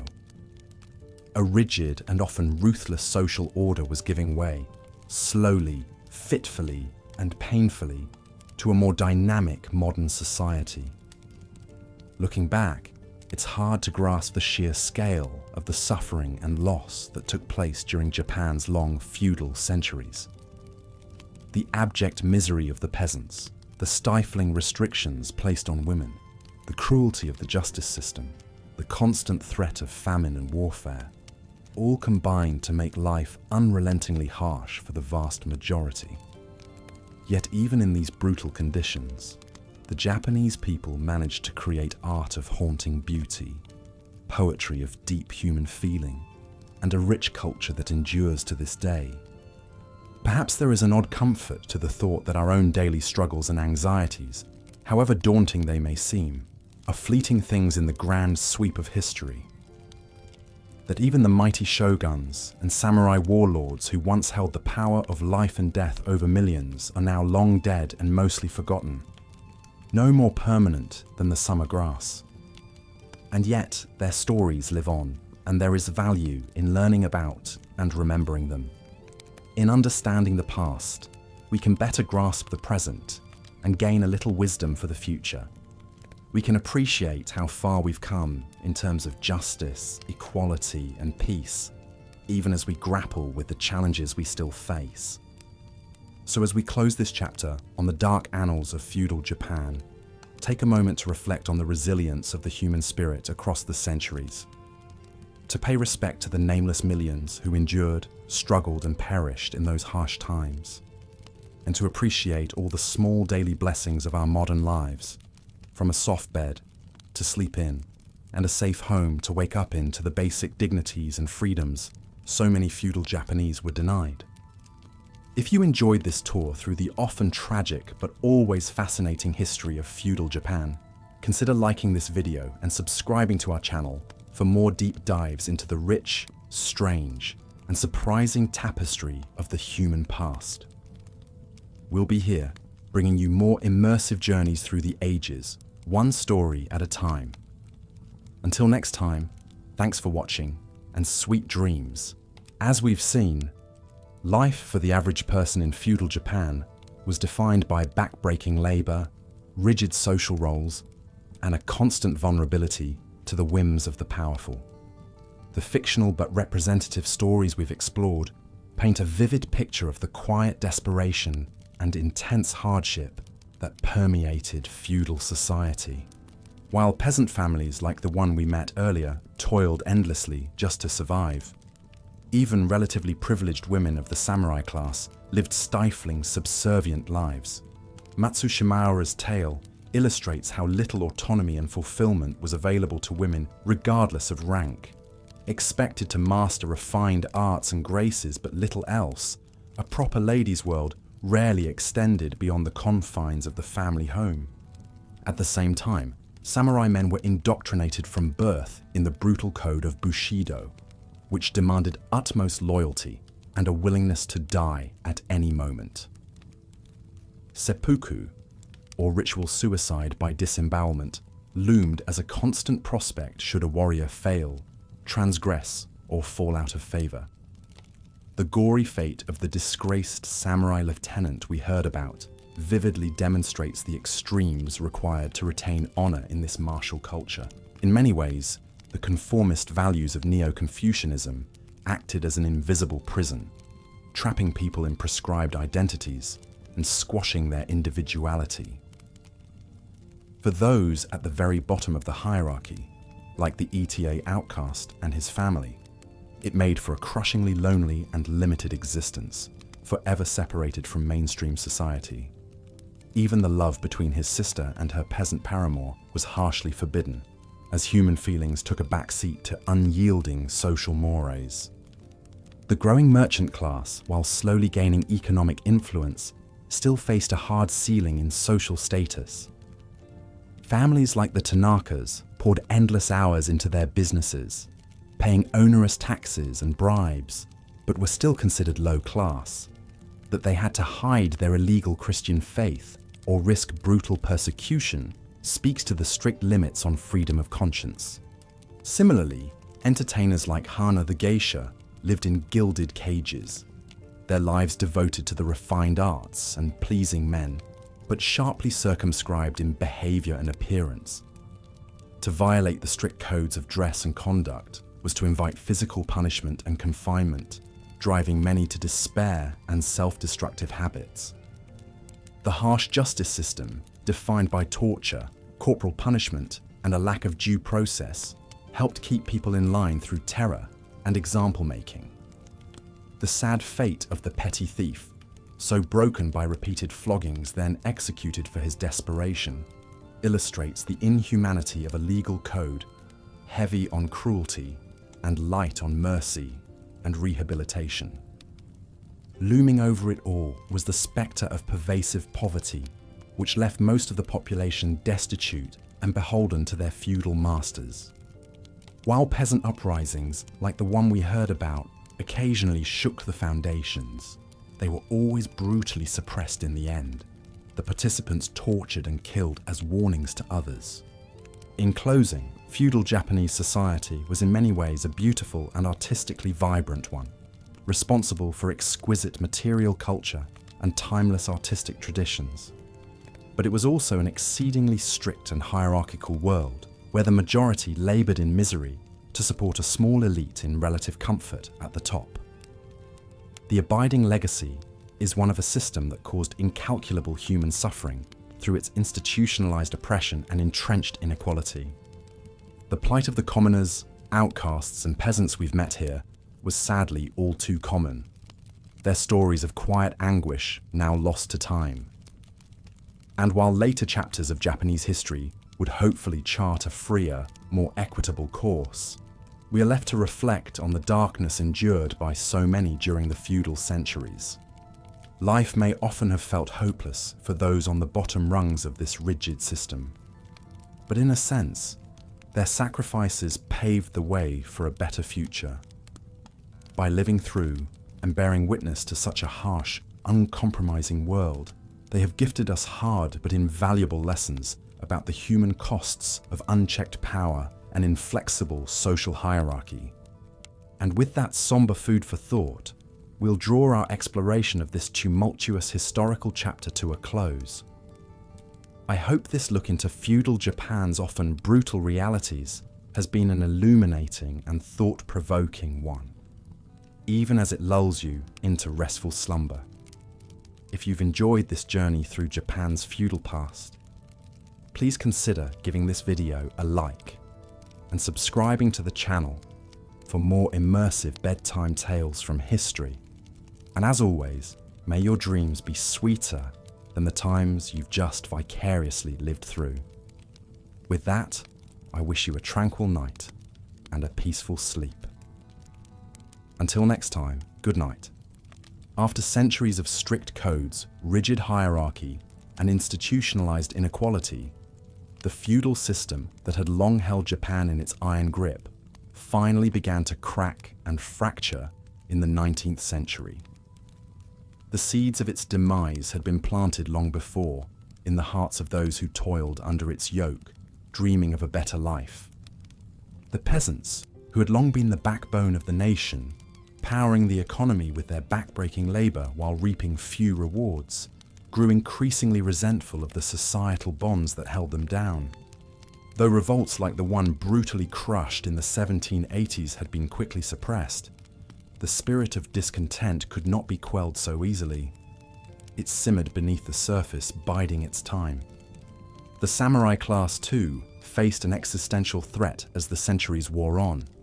These fierce warriors, whose very identity was tied to their military might and code of honor, found their way of life becoming obsolete in an era of increasing peace and stability. Many samurai fell on hard times, becoming masterless ronin as the need for their martial skills diminished. The same power structure that had once elevated them now left them adrift. Even the daimyo, the great lords who ruled over feudal domains, were not immune to the winds of change. Weakened by centuries of infighting, intrigue, and overtaxation of their subjects, many found their power and influence waning. The political and economic landscape was shifting beneath their feet, and try as they might to cling to the old ways, the tide of history could not be held back forever.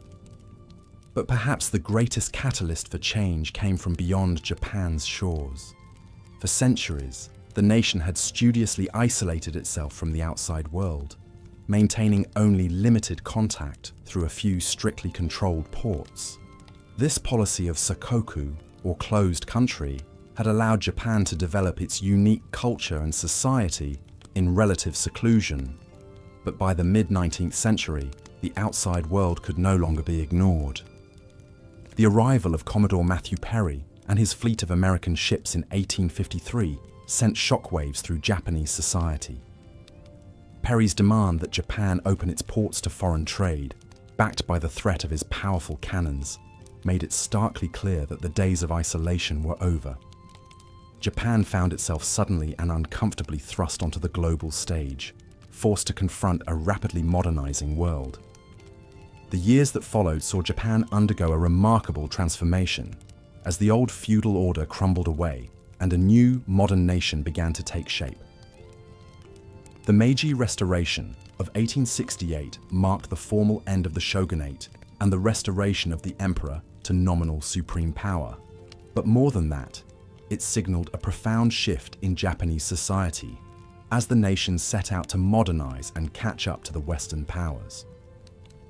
The samurai class was officially abolished, their status and privileges revoked.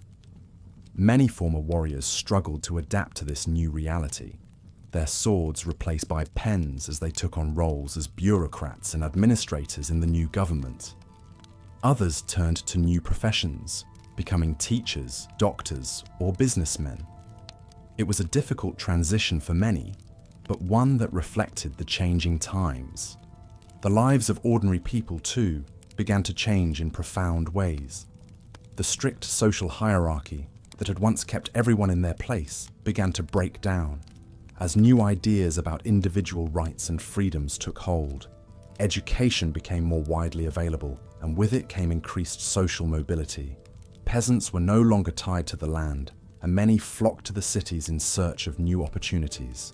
But change did not come easily or without conflict. The rapid pace of modernization and the influx of foreign influence sparked backlash from some quarters, as conservatives sought to preserve traditional ways of life. The early years of the Meiji era saw numerous rebellions and uprisings, as different factions vied for power and influence in the new order. But through it all, Japan continued to push forward, determined to forge a new path. As the 19th century drew to a close, the nation that had once been ruled by a rigid feudal system had transformed itself into a modern industrial power, complete with a new constitution, a national army, and a rapidly expanding economy. It was a remarkable feat, one that had been achieved through the efforts and sacrifices of countless individuals, from the lowliest peasant to the most powerful lord. But even as Japan celebrated its new status as a major player on the world stage, the scars of the feudal era lingered on. The legacy of those centuries of brutal oppression and inequality could not be erased overnight, and the nation would continue to grapple with the ghosts of its past as it charted its course into the future. For the common people, who had endured so much hardship and suffering under the feudal system, the promise of a brighter tomorrow was a beacon of hope. They had known the depths of despair, the gnawing hunger of famine, the terror of warfare, and the crushing weight of servitude. They had seen their loved ones brutalized and broken, their hopes and dreams shattered on the unyielding anvil of feudal oppression. But through it all, they had persevered, clinging to the stubborn belief that a better life was possible. And now, at last, it seemed that their long nightmare was finally coming to an end. The road ahead would not be easy, and there would be many more challenges and setbacks to come. But for the first time in centuries, the people of Japan could dare to dream of a future that was not defined by the accidents of birth and the whims of their betters. As we look back on this pivotal moment in Japanese history, it is impossible not to be struck by the incredible resilience and determination of the human spirit. Through centuries of darkness and despair, the people of Japan had endured, their hearts beating out a stubborn rhythm of hope and defiance. And when the time came to seize their destiny, they did so with a fierce and unwavering resolve. It is a lesson that echoes through the ages, a reminder that even in the face of the most daunting odds, the human will to survive and thrive is a force to be reckoned with. And it is a testament to the enduring power of the dreams and aspirations that burn within us all. No matter how humble our origins, or how great the obstacles in our path. So let us remember the struggles and sacrifices of those who came before, the countless lives that were spent in the long and bitter struggle for freedom and dignity, and let us honor their memory by striving always to build a world where every person, no matter their station or circumstance, has the chance to live a life of purpose and meaning. As we come to the end of our journey through the dark and turbulent world of feudal Japan, I invite you to take a moment to reflect on all that we have witnessed together. The tales of suffering and sorrow, of courage and resilience, of hope and transformation. These are the stories that make us human, the threads that bind us together across the centuries. And as you drift off to sleep, perhaps you will dream of a different time and place. A world where the chains of oppression have been cast off and the human spirit is free to soar. A world where every person has the chance to write their own story, to shape their own destiny. A world where the brutality of the past has given way to the promise of a brighter tomorrow. May your dreams be filled with hope and wonder, and may you wake to a world where the lessons of history have been learned and the promise of a better future is within our grasp. Thank you for joining me on this journey through the annals of Japan's feudal era. And if you've found these tales of history and humanity as captivating as I have, I invite you to like this video and subscribe to the channel so that we may embark on many more adventures together through the fascinating and endlessly intriguing twists and turns of our shared past. Until then, I wish you a restful sleep and a bright tomorrow. Good night. As we've seen, life for the common people during feudal Japan was marked by unrelenting hardship, oppression, and a rigid social order that offered little hope of a better future. The vast majority toiled in grinding poverty, forever at the mercy of the whims of their local lords and samurai. Even for those slightly higher up the social ladder, like skilled artisans and merchants, life was far from easy. The Tanaka family, who we met earlier, ran a modest kimono shop in the bustling capital of Edo. While their business afforded them a somewhat more comfortable existence than the peasants in the fields, they still faced many daily struggles and restrictions. Long work hours were a fact of life for the Tanakas. From sunrise well into the night, the entire family was engaged in the intricate process of making kimonos, from cutting the fine silks, to stitching the garments, to dyeing them in vivid colors and patterns. The shop was their whole world, and they rarely had a moment of rest. On top of their unceasing labors, the family had to contend with an onerous tax burden that ate into their modest profits. The local daimyo expected his cut, as did the various officials and inspectors who could make life difficult if not appropriately paid off. Bribes and kickbacks were just a part of doing business. But what really kept the Tanakas up at night was the fear that their secret Christian faith would be discovered. Christianity had been outlawed for over a century, with the Tokugawa shogunate brutally suppressing the foreign religion and forcing its adherents underground. Discovery meant arrest, torture, and even execution. So the family kept their beliefs carefully hidden, not even daring to keep Christian symbols or texts in the house lest they be found. They prayed in silence and attended covert meetings with other believers under the guise of social calls. It was a heavy emotional burden, always being on guard and never feeling they could truly be themselves. This was one of the great cruelties of the feudal system, that even the human spirit and freedom of conscience was not spared the weight of oppression.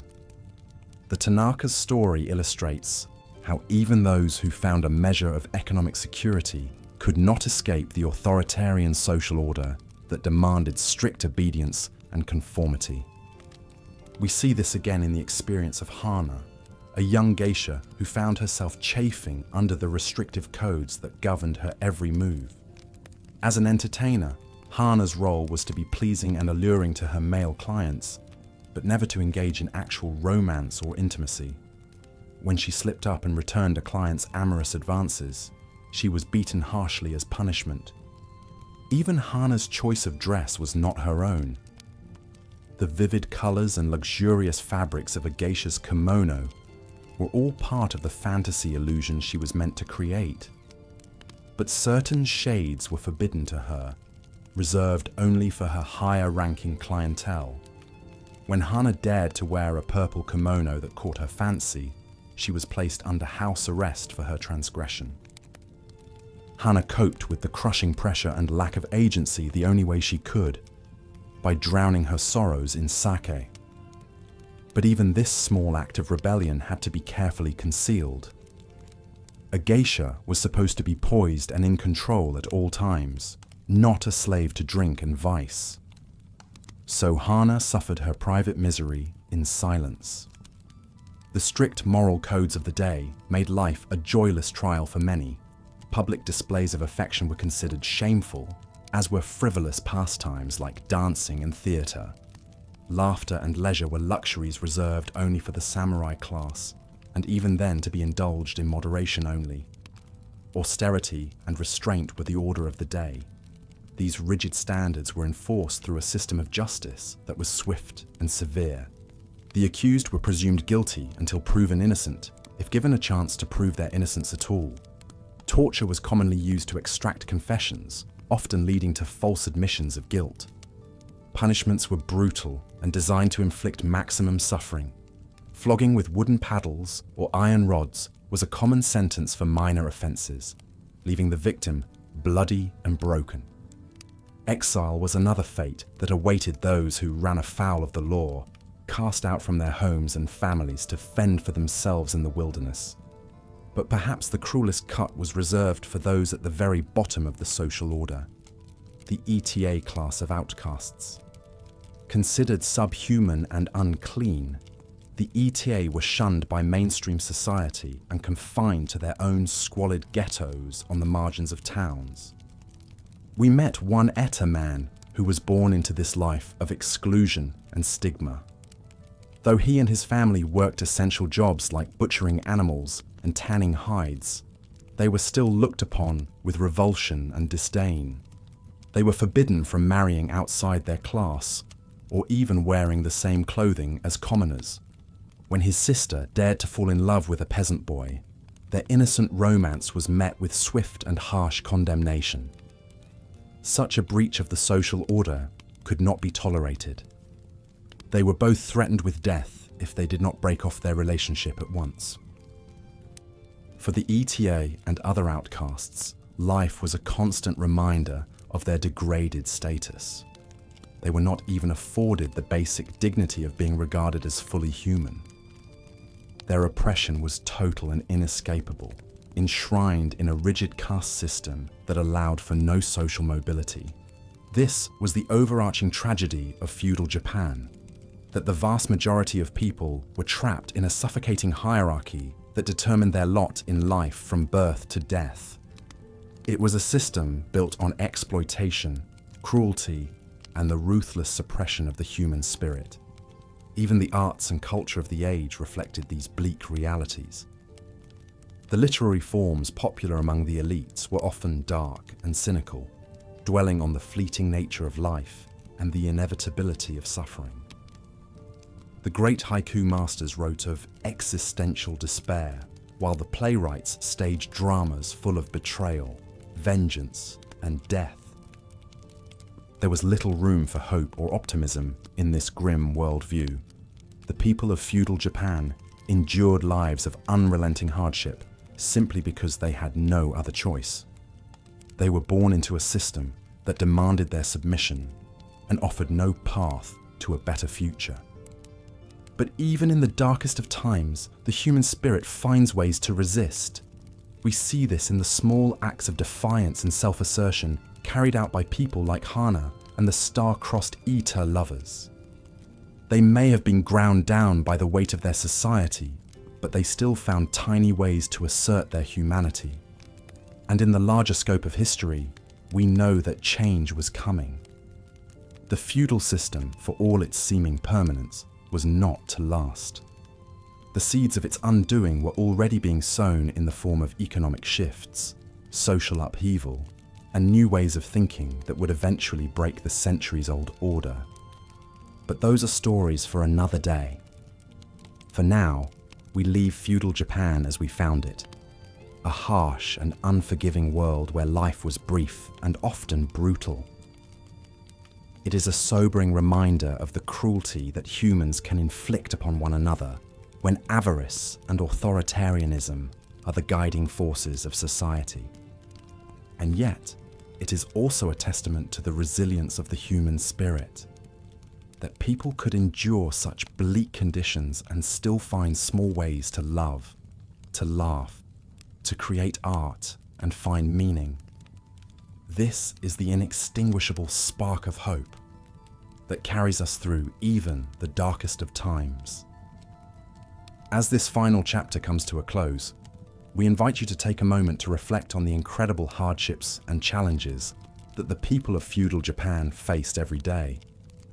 Their struggles may be distant from us in time and place, but their experiences speak to universal truths about the human condition and the indomitable will to survive and resist in the face of oppression. If you found these stories and insights compelling, we encourage you to like and subscribe to our channel. There are so many more fascinating journeys into the past waiting to be explored, and we would be honored to have you along for the ride. Until next time, this is your guide through the annals of history, wishing you a restful night's sleep filled with dreams of a brighter tomorrow. For though the feudal era may have been a time of great darkness, we can take solace in knowing that the dawn of a new age was just over the horizon. So let us all strive in our own lives to learn from the mistakes of the past, to fight for justice and equality, and to cherish the freedoms that were so cruelly denied to our forebearers.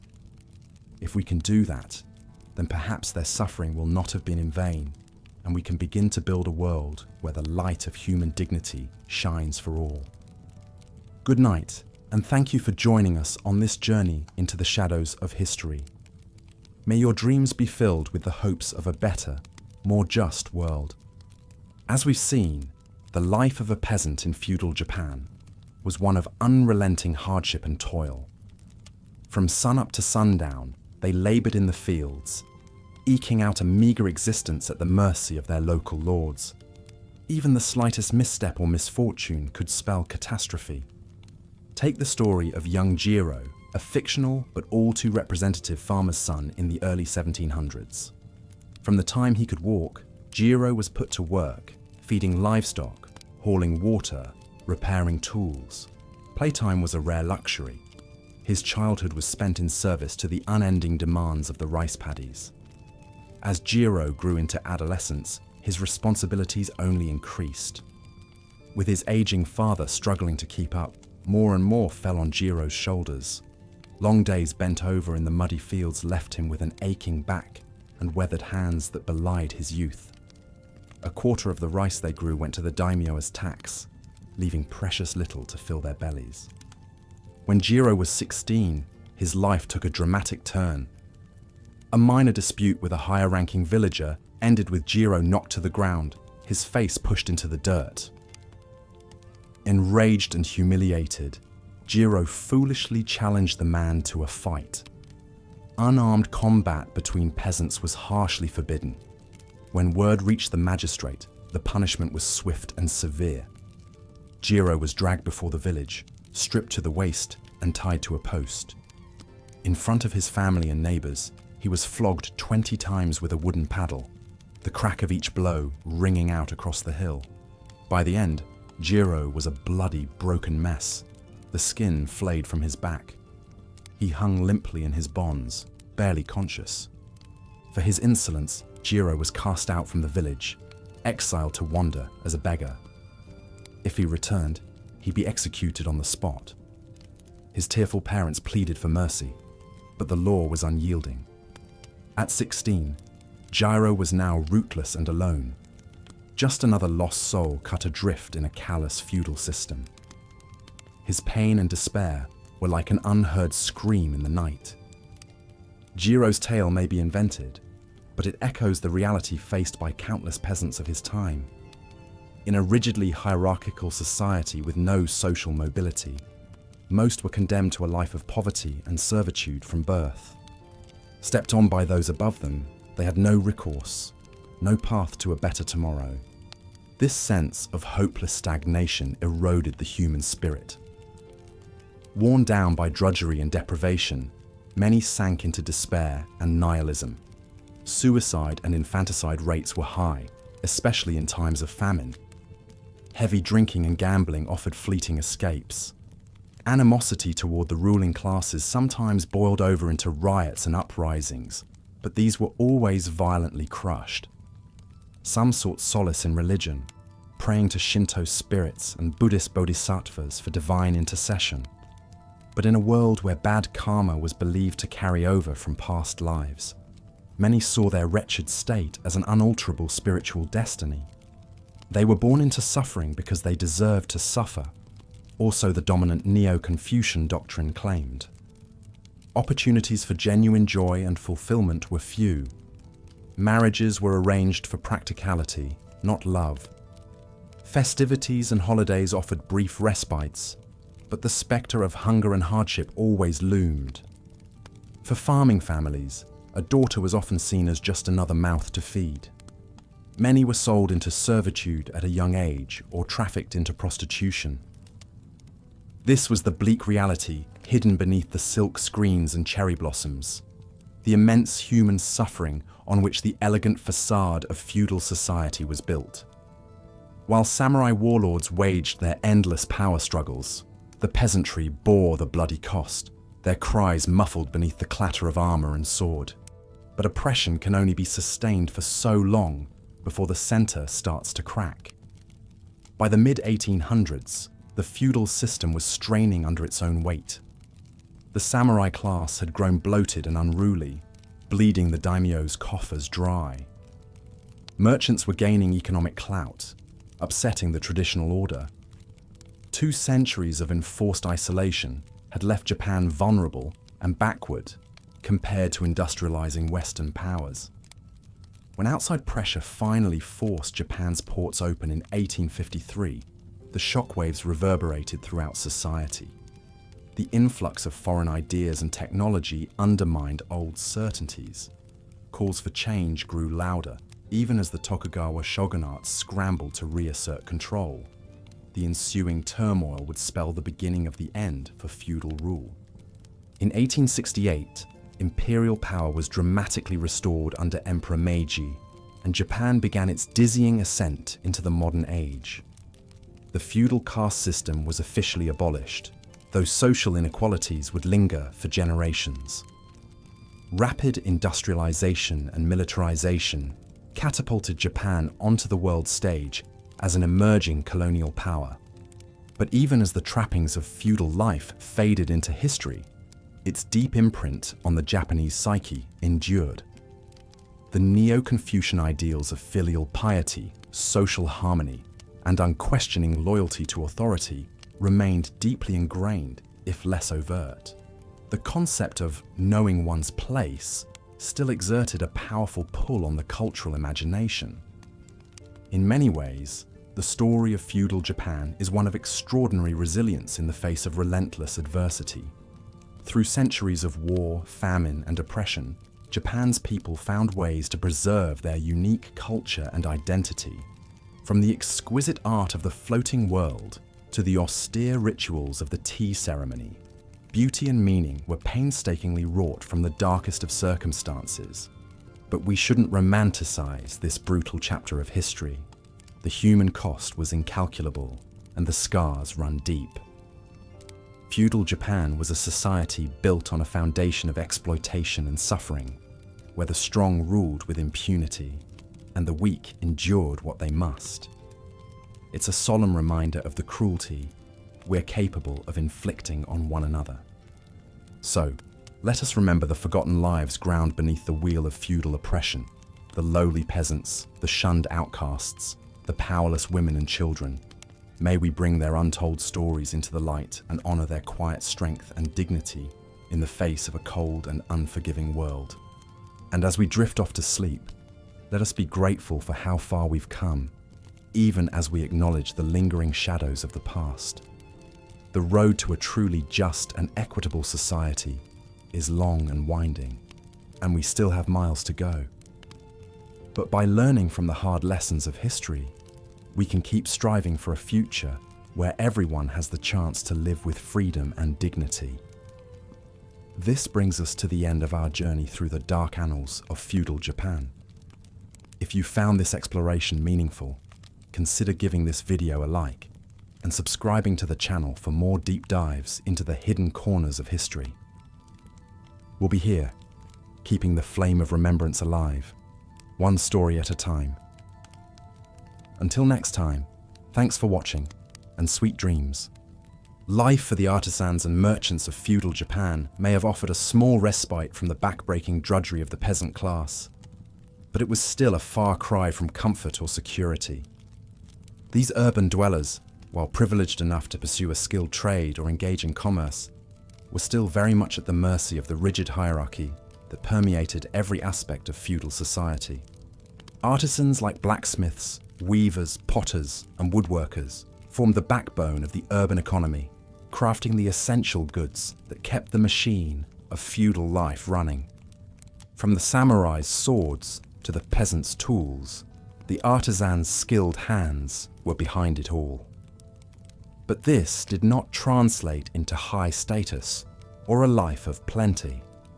No, the artisan was still bound by the strict codes and regulations of the guild system.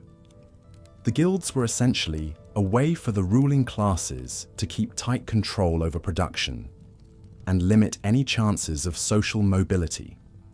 Each artisan was required to belong to the appropriate guild for their trade, following their rules on everything from pricing to production methods to the number of apprentices one could take on. It was a far cry from a free market, more like a cage of conformity that kept the artisan firmly in his place. An artisan couldn't simply strike out on his own or innovate beyond what the guild allowed. Everything had to be done by the book, stifling any budding entrepreneurial spirit. The guilds also kept a watchful eye out for any foreign techniques or technologies that might disrupt the profitable status quo. In many ways, the guilds acted as yet another layer of control, another way for the samurai elites to maintain their stranglehold on power and wealth. This isn't to say the artisans lived in abject poverty like the peasantry. They typically enjoyed a standard of living a notch or two above the subsistence farmers, with their homes and workshops clustered in the cities and towns. But they were by no means living lavishly. A typical artisan worked brutally long hours, often from sunrise to sunset, 6 or even 7 days a week. The whole family would pitch in, with children learning the trade from a young age. Apprenticeships could last a decade or more, with the aspiring artisan essentially serving as cheap labor until they proved their mastery. And even then, they'd still be subject to the suffocating rules and restrictions of the guild. It was a life of endless toil, with little room for rest or leisure. The merchants, too, occupied a precarious position in feudal Japan's social order. On the one hand, their skills in buying, selling, and transporting goods were essential to keeping the economy running smoothly. And as time went on, some merchants were able to amass sizable fortunes, rivaling even the wealthiest samurai in terms of sheer riches. But in the eyes of the Neo-Confucian worldview that dominated feudal Japan, merchants were still considered the lowest of the low on the social totem pole. According to this philosophy, merchants didn't actually produce anything of value. They simply moved goods around and profited off the labor of others.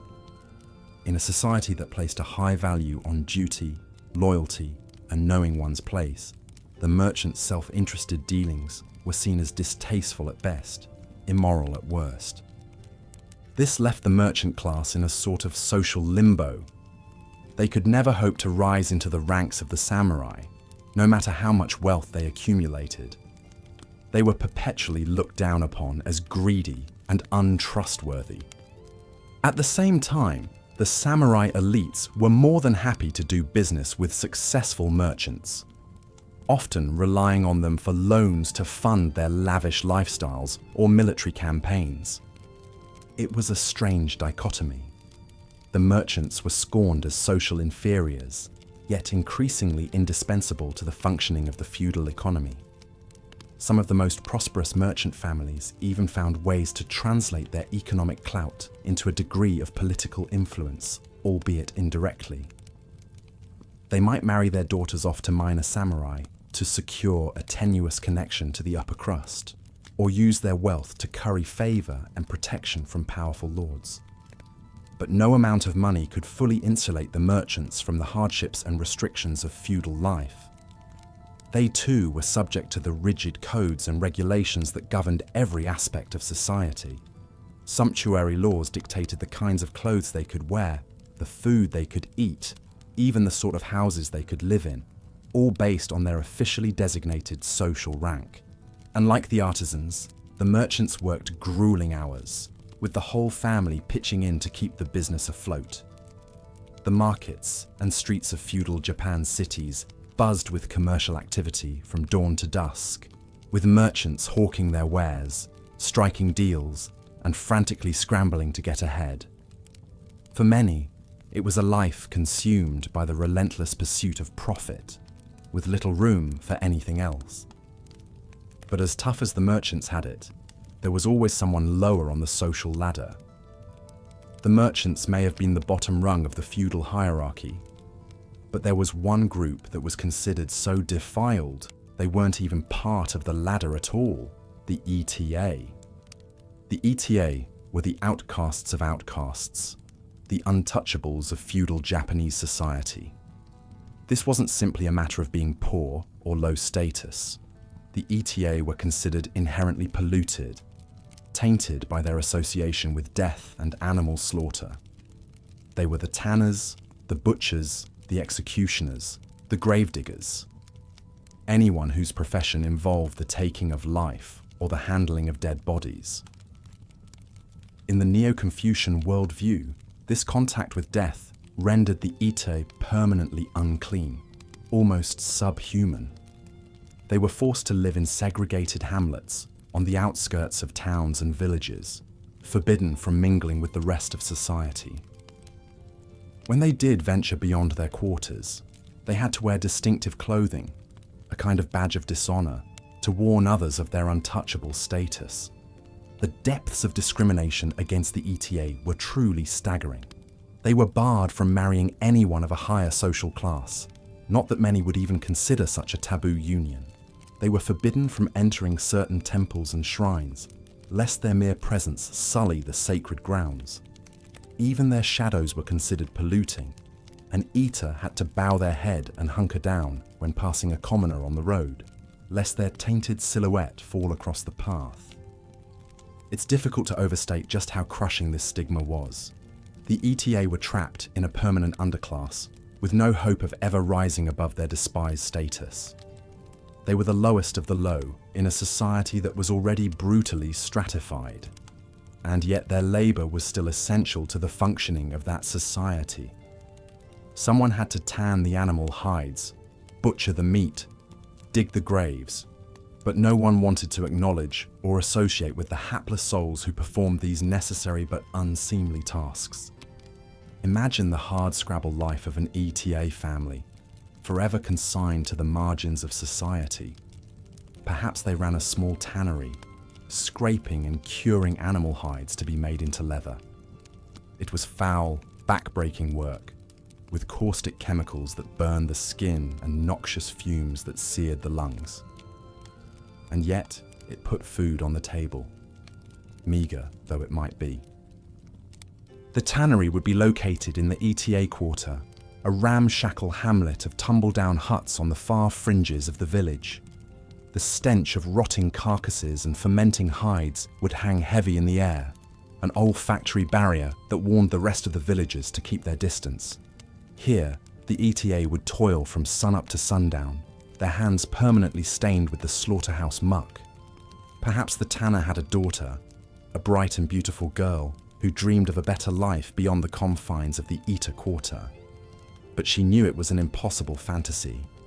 Her status as an untouchable was immutable, a curse passed down through the generations. she would likely marry another eater, bear eater children, and watch them struggle against the same merciless stigma that had always shackled her people. And yet, even in this bleakest of circumstances, the ETA clung to their dignity, their humanity. They formed tight-knit communities, bound together by their shared hardship and their stubborn refusal to let the dominant society crush their spirit.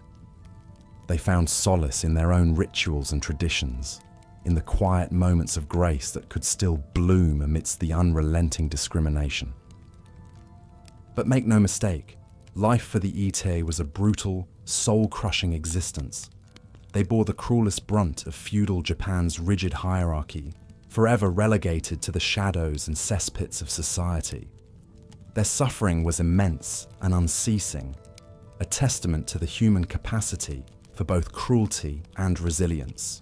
And so the social fabric of feudal Japan was woven, with each thread in its designated place, from the gleaming heights of the imperial court to the squalid depths of the Itei quarters. It was a tapestry of astonishing intricacy and shocking inequity, where the accident of birth determined one's entire life course. The samurai ruled with an iron fist, the peasants toiled in perpetual servitude, the artisans and merchants scraped by under suffocating regulation, and the eater were ground into the very dirt beneath society's feet. But perhaps most tragic of all was the way this rigid hierarchy was justified and reinforced by the prevailing philosophies of the time. Neo-Confucianism, with its emphasis on social order and knowing one's place, provided a tidy cosmological framework for keeping everyone in their designated slot. Buddhism, while ostensibly offering a path to enlightenment for all, often reinforced the notion of karmic destiny. If you were born a peasant or an etai, it must be because of your actions in a past life. Even the native Shinto religion, with its countless gods and spirits, was co-opted by the ruling classes to bolster their authority. The emperor was said to be descended from the sun goddess Amaterasu herself, a divine lineage that granted him unquestionable legitimacy. The samurai, too, claimed a sacred mandate, with their rigidly enforced code of Bushido rooted in quasi-religious notions of honor, loyalty, and noble self-sacrifice. Against this formidable backdrop of religious and philosophical justification, it's no wonder that feudal Japan's social hierarchy remained so entrenched for so long. When every aspect of the cosmos seemed to ordain the existing order, when even the gods themselves appeared to sanction the suffering of the lowly, it took an almost superhuman act of will to imagine anything different. And yet, despite the unrelenting brutality of the age, glimmers of light still managed to pierce the gloom. There were always those who yearned for something more, who dared to dream of a world beyond the suffocating confines of the feudal order. Sometimes these dreamers were quashed and silenced, ground under the heel of the status quo. But sometimes, against all odds, they managed to kindle a spark of change. Perhaps it was a samurai who questioned the rigid code of Bushido, who saw the humanity in even the lowliest peasant or the despised Itei, or a merchant who used his wealth to support the arts and learning, who created spaces for free thought and creativity amidst the stultifying conformity of the age. Or a peasant who, through sheer force of will and ingenuity, managed to rise above his allotted station, to carve out a small slice of autonomy in a world that would grant him none. These acts of defiance and self-assertion, however small or fleeting, were the seedlings of change. They held within them the promise of a different way, a hint of the transformation that was to come. For feudal Japan, as mighty and immovable as it seemed, was not eternal. No social order, however deeply entrenched, can last forever in the face of the irrepressible human spirit. But change, when it came, would not come easily. The road from feudal rigidity to modern dynamism was a long and bloody one, paved with the bones of countless martyrs and revolutionaries. It would take the wrenching upheaval of the Meiji Restoration, the shattering of the samurai class, the total overhaul of the political and economic order, to drag Japan kicking and screaming into the modern age. And even then, the legacy of those feudal centuries would linger long in the national psyche. The values of conformity, of knowing one's place, of sublimating the individual to the group, these would prove stubborn weeds with deep roots in the cultural soil. Even as Japan transformed itself on the surface, becoming an industrial and military powerhouse on the world stage, those ancient hierarchies still lurked in the shadows, shaping society in subtle but profound ways. But that is a tale for another time. For now, let us take a final, lingering look back at the world of feudal Japan in all its harrowing brutality, its rigid elegance, its aching, stifled humanity. It was a world of exquisite beauty and unspeakable cruelty, of soaring triumphs and crushing despair. A world where the accident of birth could seal one's fate as surely as the sword, where life was at once cheap and infinitely precious. As we contemplate this lost world, this strange and distant mirror of our own, perhaps we can find within it some glimmer of recognition. For the human experience, in all its sorrow and glory, its suffering and transcendence, is never wholly foreign to us, no matter how far removed in time and space. The ghosts of feudal Japan, long dead and gone to dust, still whisper to us across the ages, their stories aching to be heard. So let us listen and remember. Let us honor the lives that were ground down by the iniquities of the age, the dreams that were crushed under the weight of oppressive hierarchy. And let us learn too from their hard-won victories, their stubborn resilience, their unquenchable spark of hope in the face of overwhelming despair. For in the end, the lesson of feudal Japan is not just one of unrelenting darkness, but also of the indomitable human spirit that can never be wholly extinguished. It is a reminder that even in the most suffocating of circumstances, the yearning for freedom, for dignity, for a better world can never be entirely suppressed. And that ultimately is the most enduring legacy of this strange and tragic era, a testament to the resilience of the human heart and its indefatigable capacity for hope. And with that thought, we come to the end of our journey through the dark annals of feudal Japan. It has been a harrowing voyage, replete with tales of brutality, oppression, and unspeakable suffering. But it has also been shot through with glimmers of light, of courage, compassion, and the inextinguishable spark of human dignity. As we close the book on this chapter of history, let us do so with a renewed appreciation for the blessings of our own time and a deepened empathy for those who came before us. And if you found these tales of a bygone age strangely soothing in their distant tragedy, perhaps you'll consider drifting off to sleep with the weight of history as your lullaby. After all, there is a certain peace to be found in contemplating the vast sweep of human experience in all its sorrow and splendor. It puts our own trials and triumphs in perspective and reminds us of the fleeting nature of all earthly things. So rest now and let the echoes of old Japan carry you off to slumber. And if you enjoyed this sojourn into the darker corners of history, do consider subscribing to this channel. There are always more untold tales waiting to be unspooled. But for now, good night, and may your dreams be untroubled by the ghosts of feudal Japan. They have lingered long enough in the shadows of memory. Let us grant them at last the peace of a quiet repose. As we've seen, life for the vast majority in feudal Japan was defined by backbreaking labor, grinding poverty, and a rigid social order that offered little hope of a better future.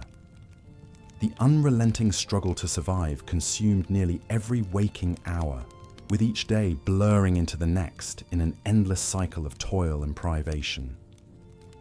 For the peasants who made up the bulk of the population, existence was particularly grim.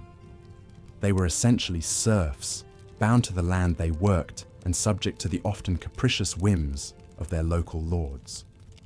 Rising before dawn, they would labor in the fields until dusk, coaxing what meager sustenance they could from the earth. The fruits of their labor, however, were never fully their own. A crushing tax burden ensured that the lion's share of any harvest went to fill the coffers of the local daimyo and samurai class. Payments were due in rice and other crops, leaving peasant families with barely enough to survive on. In lean years when harvests were poor, many faced the spectre of starvation. Even in good times, most lived on the knife's edge of subsistence, forever one failed crop away from destitution. This precarity was compounded by the fact that peasants enjoyed very little in the way of rights or legal protections. The strict codes that governed feudal society placed them firmly at the bottom of the hierarchy, their lives considered expendable by those above them. Samurai, who served as the enforcers of this rigid order, could strike down a peasant with impunity for any perceived slight or breach of etiquette. A vicious cycle of poverty made this oppression nearly impossible to escape. Denied education and opportunities for advancement, peasants were locked into their subservient status from birth. The scant surplus their labor generated was quickly siphoned off by rents and taxes, leaving no path to accumulate even modest wealth or holdings. The weight of this system bore down across generations, each born into the same misery as the last. Desperate families might sell children into servitude or prostitution when times grew lean, forever rending their most precious bonds for a few coins to ward off starvation. Even the relative security of a peasant village offered little sanctuary from the upheavals of the era. Rival warlords vying for supremacy frequently clashed in the provinces, their armies living off the land as they marched. For villagers caught in their path, this could spell disaster as homes were razed, food stores plundered, and loved ones cut down by uncaring blades. The story of the Sato family, humble rice farmers living in the shadow of Mount Fuji in the early 1600s, illustrates the fragile lives of the peasantry. For generations, the Satos had worked the same small plot, eking out a meager living. Goro, the aging patriarch, could trace his lineage back countless generations, all battling the same unforgiving earth.